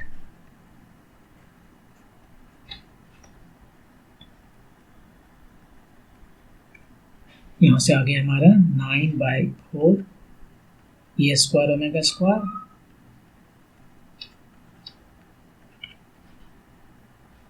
ये कितना हो गया, इसको दूसरा 18 minus 6 17 A square omega square by 8, 2b omega square तो चला गया, तो बी स्क्वायर का वैल्यू आ गया यहाँ पर 17 ए स्क्वायर बाई 16। क्वेश्चन क्या पूछा है, 4b square by A square, तो 4 by A square times B square,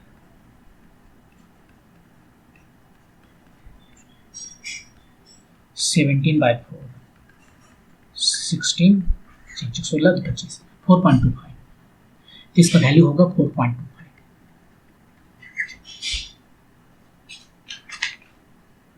तो ये हो गया आंसर इस क्वेश्चन नंबर 17 से। Thank you.